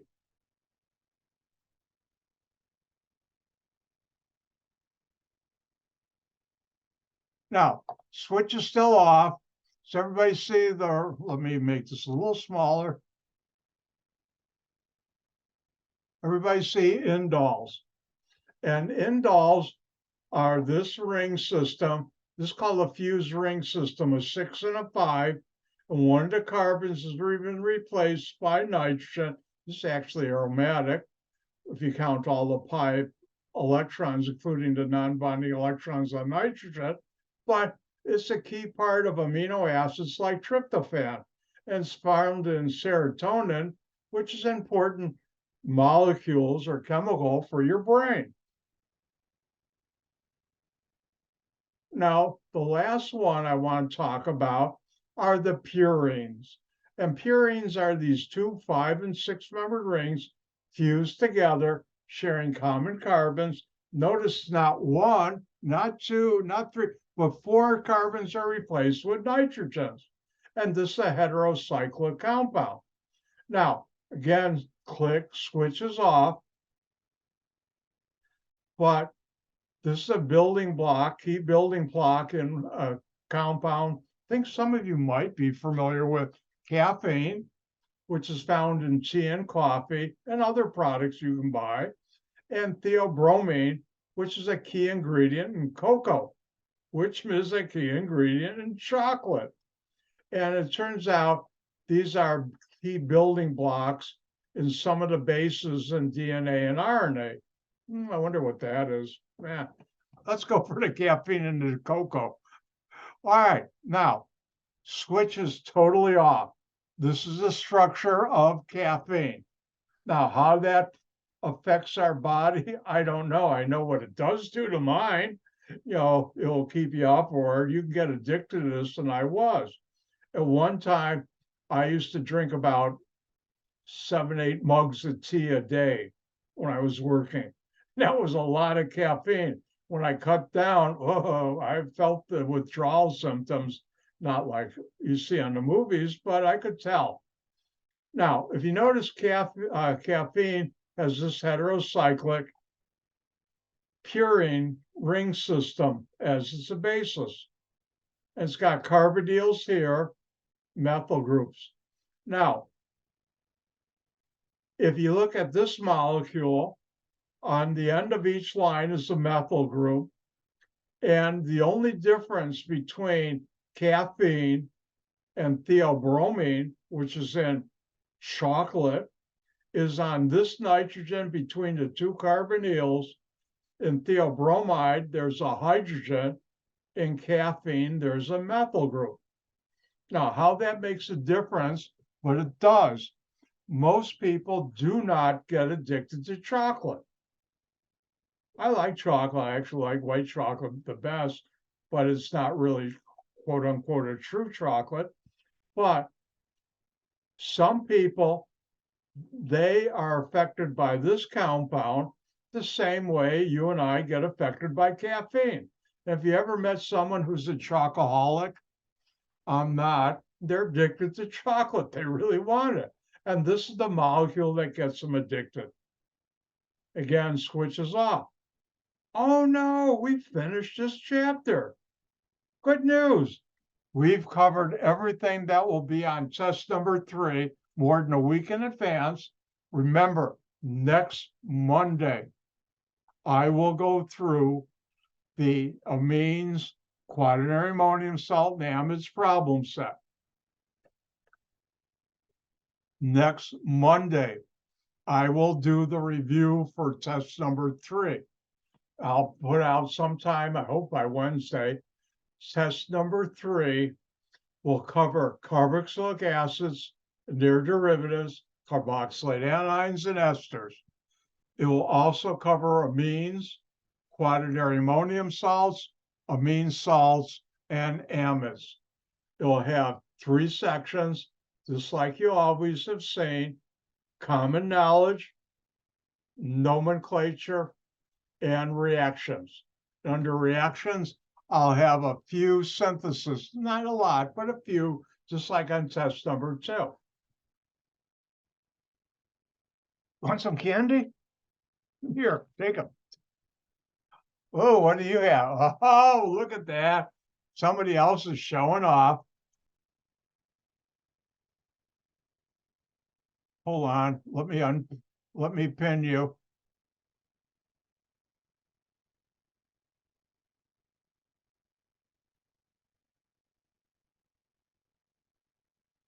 All right, someone show. Did you go trick-or-treating already? I bought it just in case people come over, but I don't know. Okay. You can have a good time and overdose on all that. But anyways, good stuff. I like these better. That's my personal thing. And they didn't have any Nestle's Crunch where I was looking at Walmart or Jewel. So I didn't get, that's another one of my favorites. M&M's and Hershey are good, but these are better.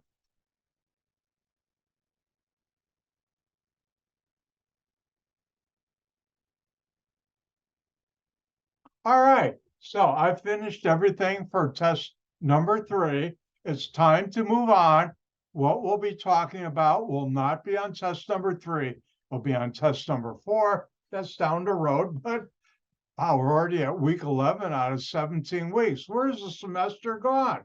Time really flies when you're having fun with organic chemistry and Dr. White, or as earlier, Dr. White's robot. All right, it's new chapter, new stuff time. And what are we going to talk about?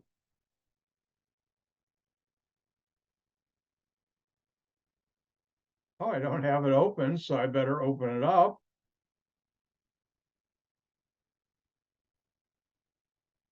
That's not what I want.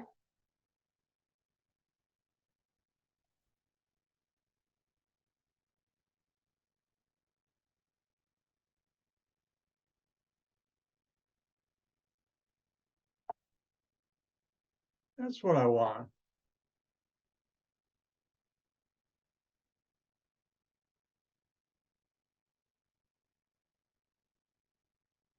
All right, everybody see synthetic polymers, chapter 14. Thank you. Remember, this will not be on test 3, but it will be on test 4. Now, you should know what is a polymer.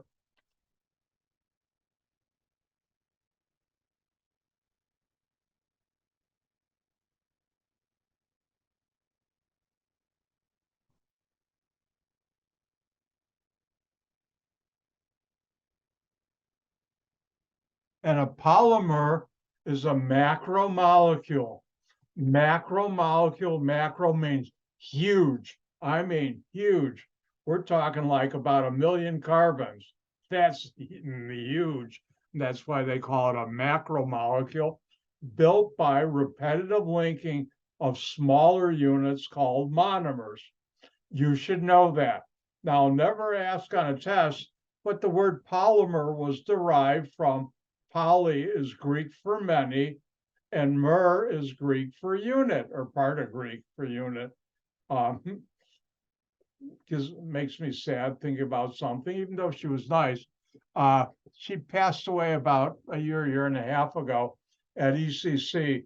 There was a woman, Polly Nash, who was the dean of English, or whatever they call that area, English. I always called her that. And I met her through friends, and very nice lady and her partner. And the first time I met her, I said, "Oh, hi, Polly." And I said, "Do you know your name means many in Greek? We use that in chemistry."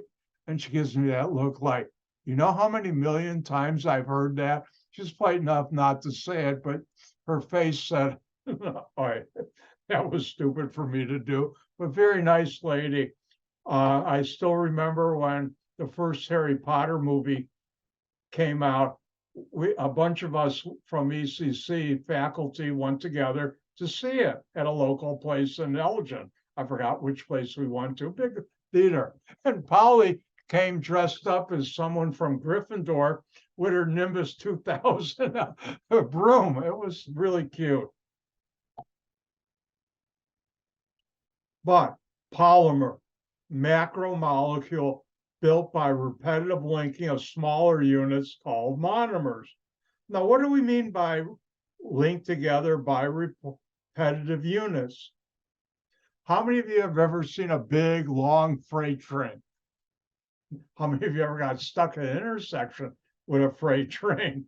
But anyways, oh, by the way, I love trains. When I was a kid, my father used to, I mean, real little, on Sundays, sometimes when he had time, he and I would go on the south side of Chicago to where the train yards were, where they fixed the engines and everything. We'd stand outside by the fence there. Back then they had steam engines. Oh, these were big beasts. Scary at first, and then I learned to love them, and he loved them. And just we'd spend a couple hours just watching him move engines around, fixing them, putting them on a turntable. But if you've ever seen a train, see, I got off on trains. My hobby is still trains. But if you ever see a freight train, you know how they have box cars or other cars that are repeating over and over and over again? Like you have 100 or so if you're really stuck. Well, a polymer is the same way, but they don't use box cars. They have fragments of molecules called monomers and repeat over and over again.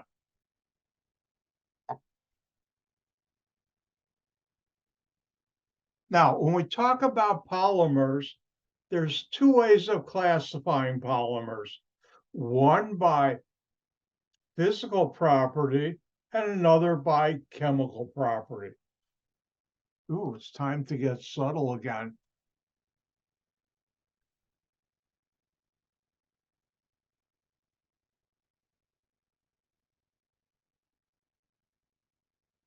oops, extra S.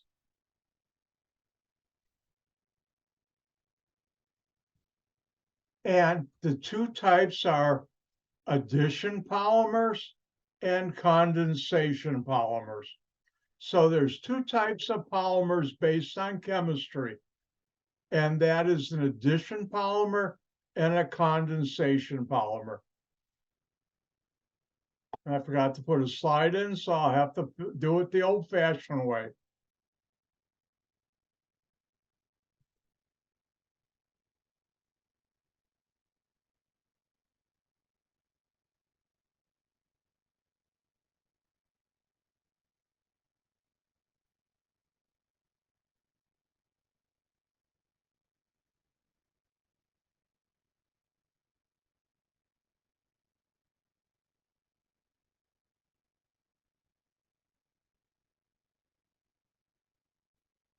So there are two types, and hint, don't forget my subtle.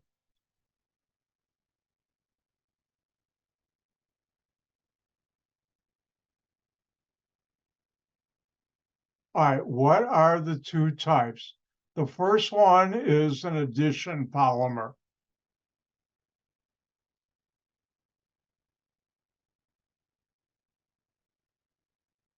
And what you should know, addition polymers are made up of one type of monomer.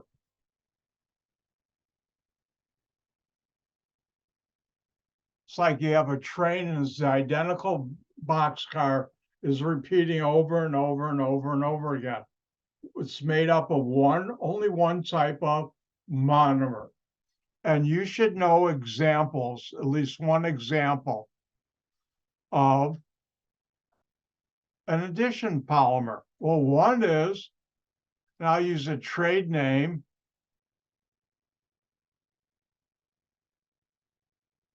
Saran wrap, otherwise known as kitchen. I don't know what the generic name is, wrap, or better yet,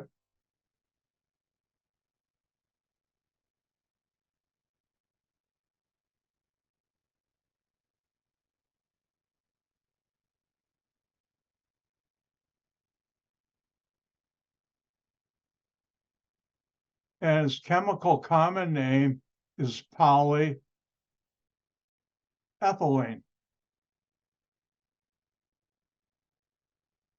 And another example of a addition polymer that has only one type of monomer is rubber.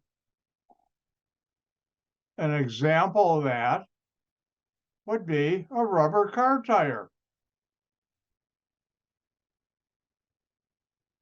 This is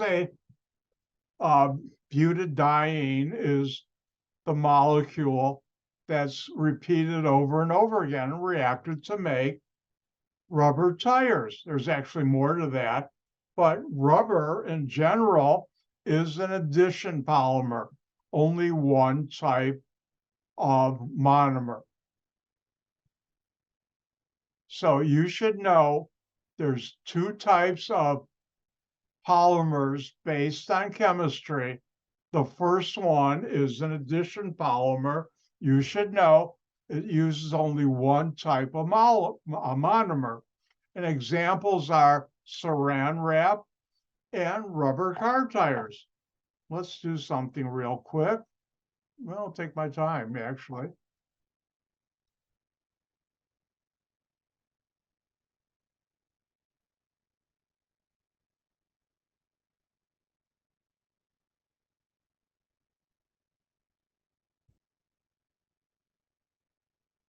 I don't know if I told you this, but Wikipedia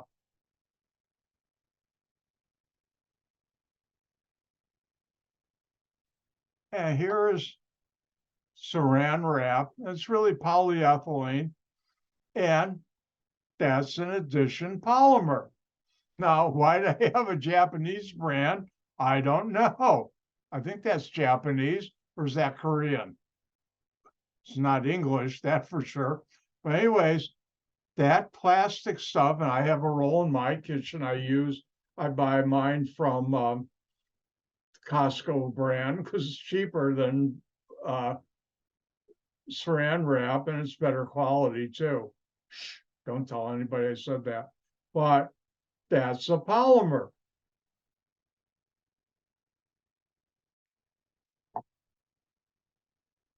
Now there's another type of polymer based on chemistry, and that's called a condensation.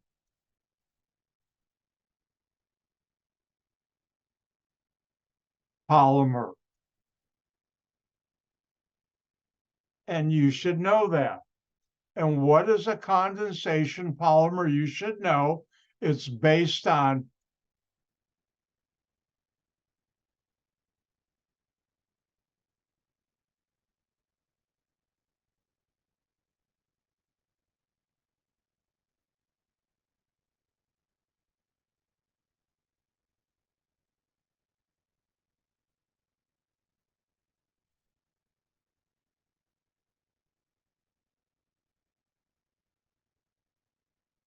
it's based on two or more different types of monomers. So if you think of that long freight train, boxcars could be, let's say you label some of them A and B, they'd alternate A and B, A and B, A and B. Or it could be A, B, and C. And those are called condensation polymers. And condensation polymers, an example of that would be my plastic water bottle.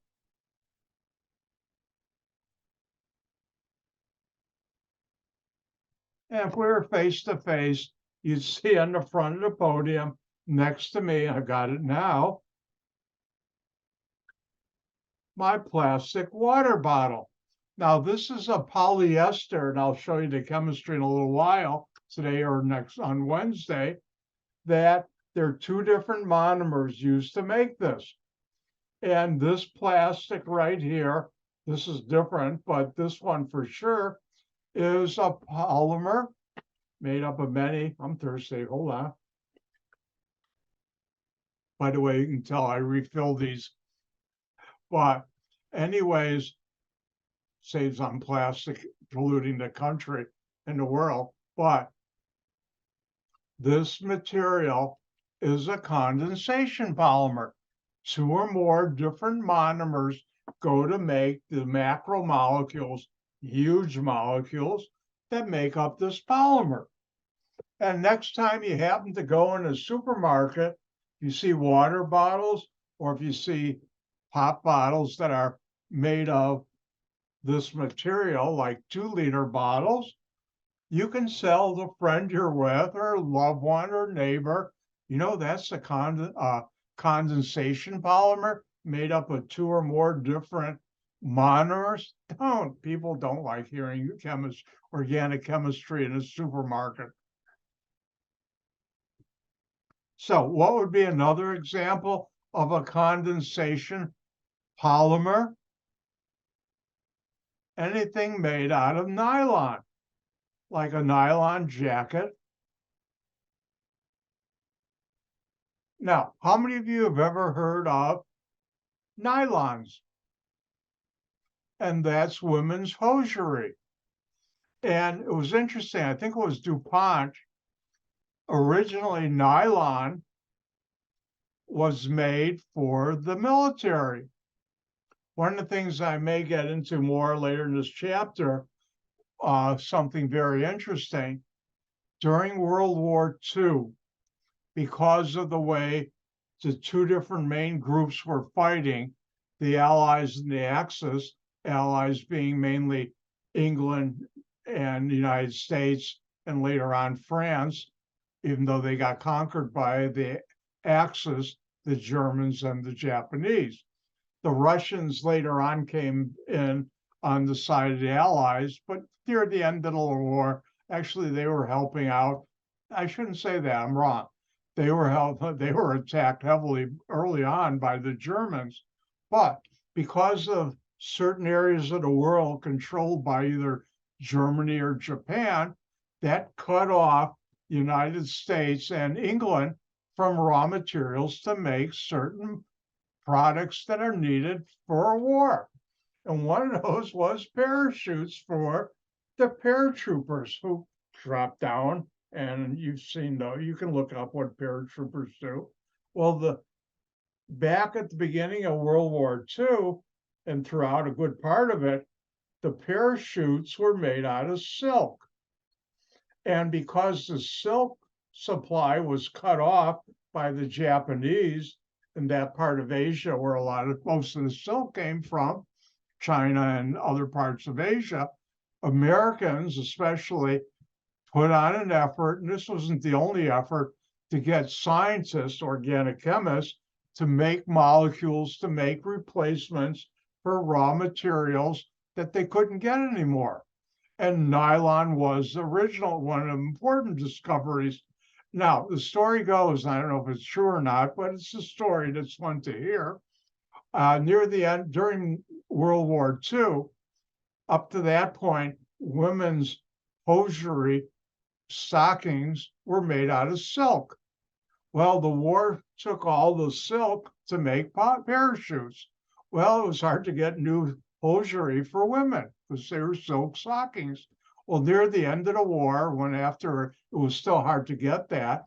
And one of the chemists, I think it was at Dow or DuPont, I think it was DuPont, but don't quote me on that. Don't. But anyways, his wife was complaining about, I don't have any silk hosiery. And he was thinking, wow, the stuff we made for parachutes, nylon, and he made it into or had someone help him make it into hosiery for his wife. And that's how nylons got invented and used and moved on to be a very successful product. Let's look at something while like I said, this is the time of the semester where we can go really have a lot of fun and look at the real world.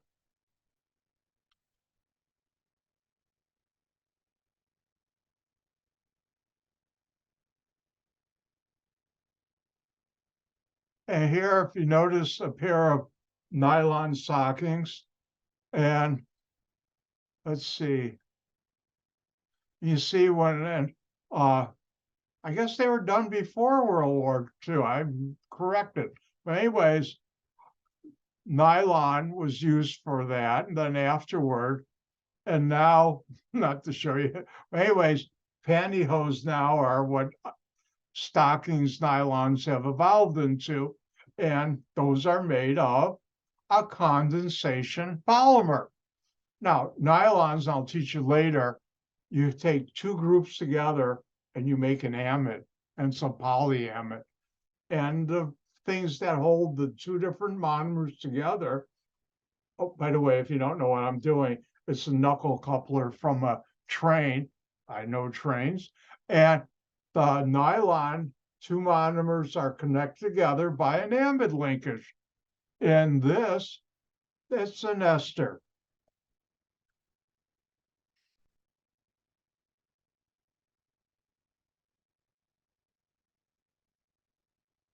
All right, let's review once again.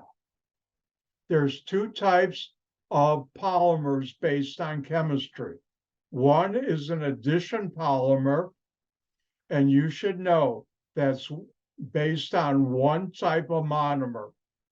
You should know. Hint that examples are saran wrap, otherwise known as kitchen wrap, or rubber car tires. Those are also, and other things made of rubber are addition polymers. Now, condensation polymer, the other type of chemistry, is based on two different monomers, or more than two. Usually it's two, but it could be more than two. And examples of that, items that are made of condensation polymers, are the plastic water bottles or pop bottles, or nylon items like a nylon jacket. And one other thing, which I have a couple patents and I can't believe I forgot to put down.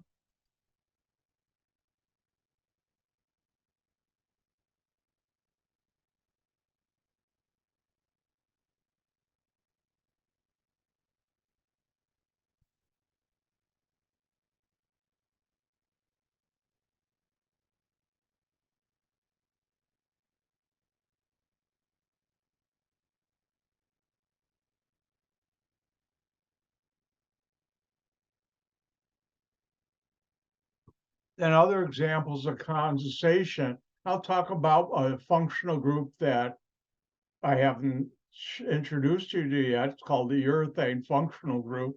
And if you have a foam pillow, or if you go sit on get into a car, you know how you have the nice seats that are comfortable. They've got a cushion to them. You're not sitting on metal or wood that's hard. Or like mine, I have bucket seats in the front. I get into my bucket seat, I have a Ford Explorer, and it's nice and comfortable to sit on. That's because you're sitting on a condensation polymer that's called a urethane foam, and like in a urethane foam pillow. Now, the other type that's a solid foam as opposed to flexible foam is urethane foam insulation.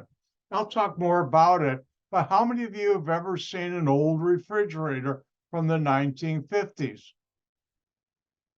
You may not have, but let's see if I can find one.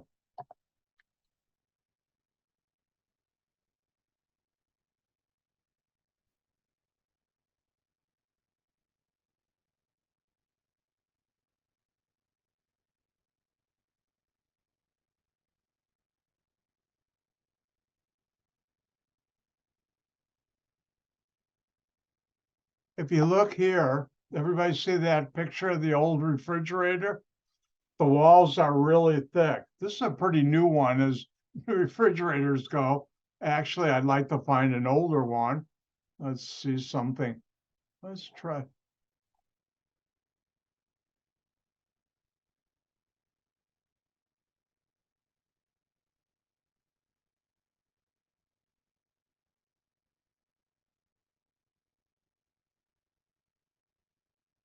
Oh, here's some very old refrigerators. Let's see if we can find one with the door open. Here. You notice how thick the walls are in the refrigerator? Because back then, that's even a newer refrigerator, but still pretty thick. They used to use glass wool to insulate the inside cold part from the outside, which is warmer. You want to trap the heat on the outside from going in and having to spend extra money to cool down the box inside. Now, if you look at a refrigerator today,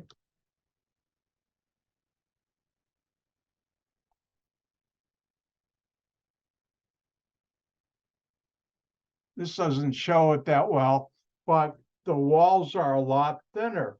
That's because right inside here is a urethane foam insulation.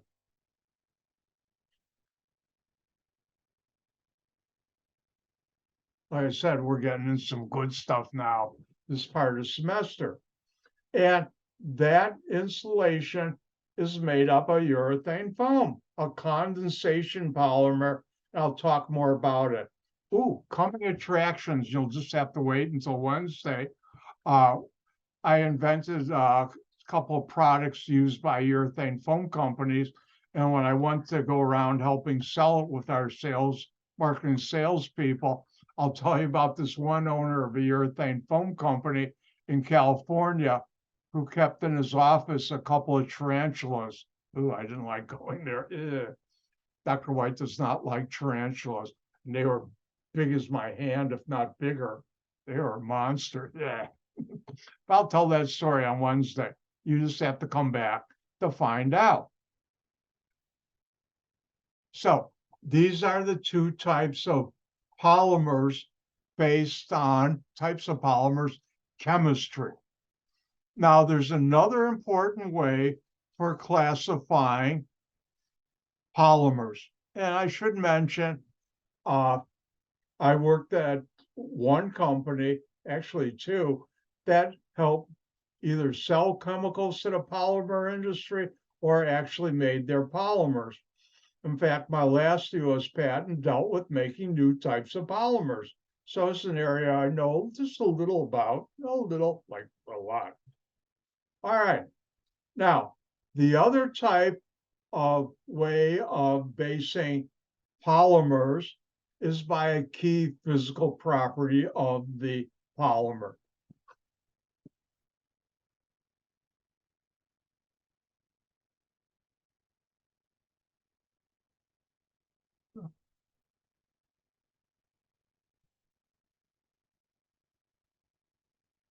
And I'll be subtle again. Isn't it amazing how subtle I can be? And know this too. And the two types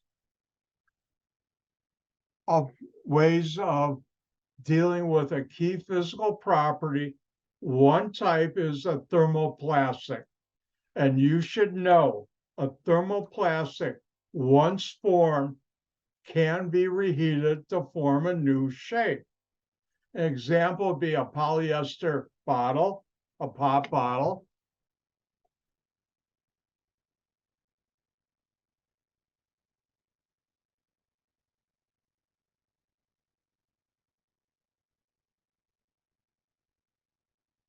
Anything made of nylon, like a nylon jacket, or nylons for women, and polyethylene, which means saran wrap. Now, interesting thing, there's no correlation between the chemistry used to make that polymer, whether it's an addition or condensation, and whether or not it's thermoplastic. There's just no correlation. Now, what do I mean by once formed and can be reheated to a new shape? I'll wait until everybody's through copying.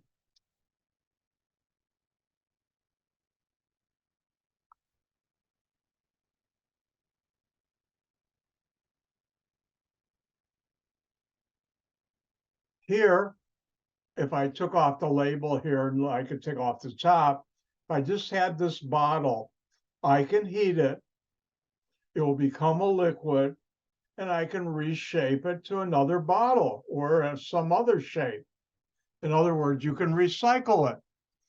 And once it's made, by the way, they make this by taking the polymer, which is usually in the form of beads, melting it and putting it in a mold. Let's see if I can find it.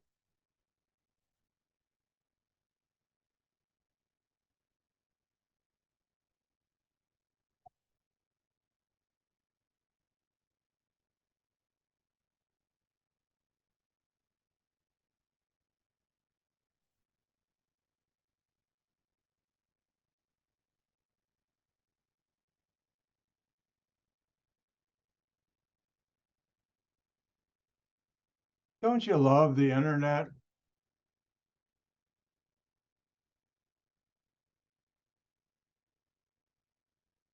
Now, PET is polyethylene phthalate, which is a polymer, and they come in beads. And it's called what they do is they melt it in what's called an extruder, and then they put that melt into mold and cool it and trim it. Let's see if I can see some.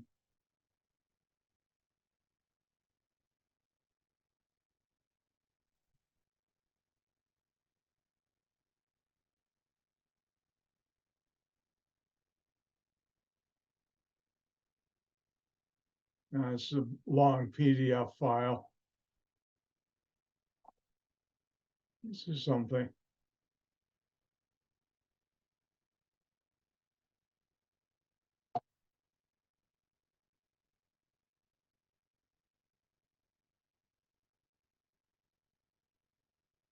Everybody see the image on your screen?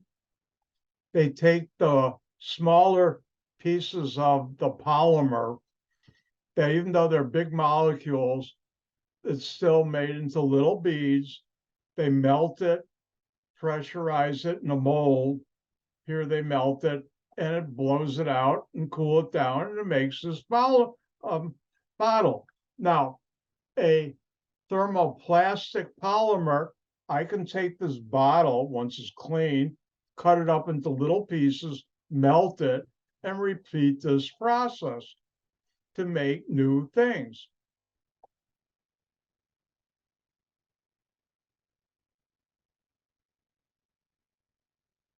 All right, everybody see thermoplastic now on your screen, my slide? Thank you. Now, the other type that you should know is thermoset.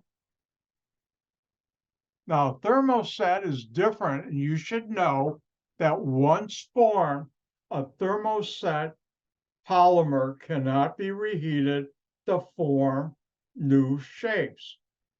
An example of this would be rubber, like in rubber tires. Once you form that rubber tire from the polymer in a mold, you can't heat it up to make new, cut it up and make new rubber tires. How many of you have ever seen on the news in areas that are under a lot of political strife, and unfortunately right now, I think some of that's going on in Brazil because of their election, you see people block the road by burning tires. Have you ever seen them block the road with plastic water bottles? No, they'll melt. Tires are thermoset. You can't melt them. They just will burn. In fact, burning tires are very hard to put out. A while back, I forgot how many years it went, this huge dump for old rubber tires somehow caught on fire. I don't know how many millions of tires they had in it. It took years to put the fire out. Now, another one, which I'll talk about later, is phenolic resins.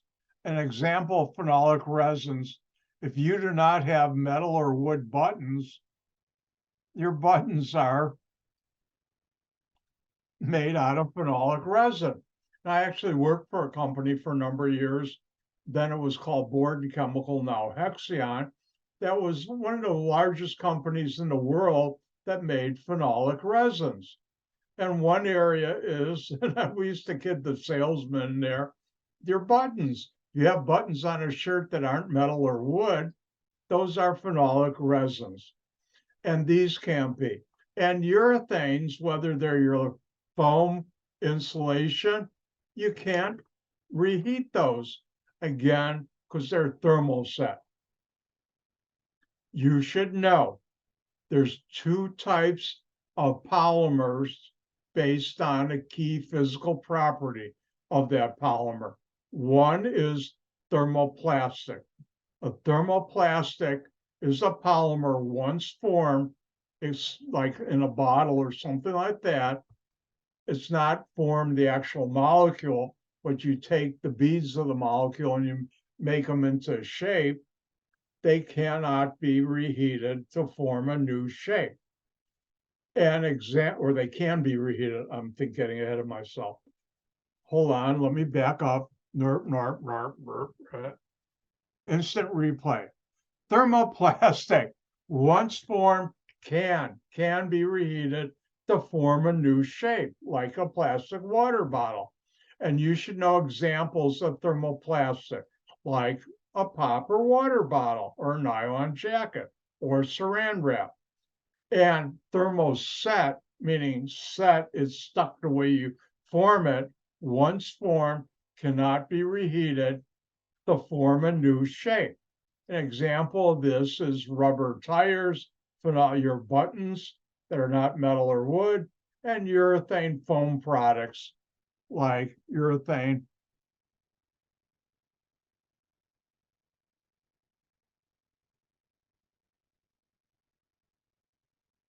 urethane foam insulation. It will burn, but you can't recycle it. And if I look at the clock, we're just about done. And one last try. Here, have some candy. It's Halloween. Hope you all have a happy Halloween. Remember, hand in your lab that's due on Wednesday. Keep up with it. You don't want to lose points by not handing in your lab. I got a little busy this weekend. Hopefully tomorrow I'll have some time to catch up. So all your labs that I've graded them. I just got to upload it probably tomorrow before Wednesday. And I will see you on Wednesday. Have a great day. Remember, I have my office hours now on Tuesday and Wednesday from 6 to 7:15. If you need to talk to me or get help, ask me, and I'll see if I can set up a special Zoom meeting if you really need help. And we'll find a way where both of us can meet on Zoom. Nice thing is you don't have to drive from Florida to Elgin. And with that, I'll say happy Halloween. I'm going to go fix Dr. White's robot. And with that, gang gesund. Bye now.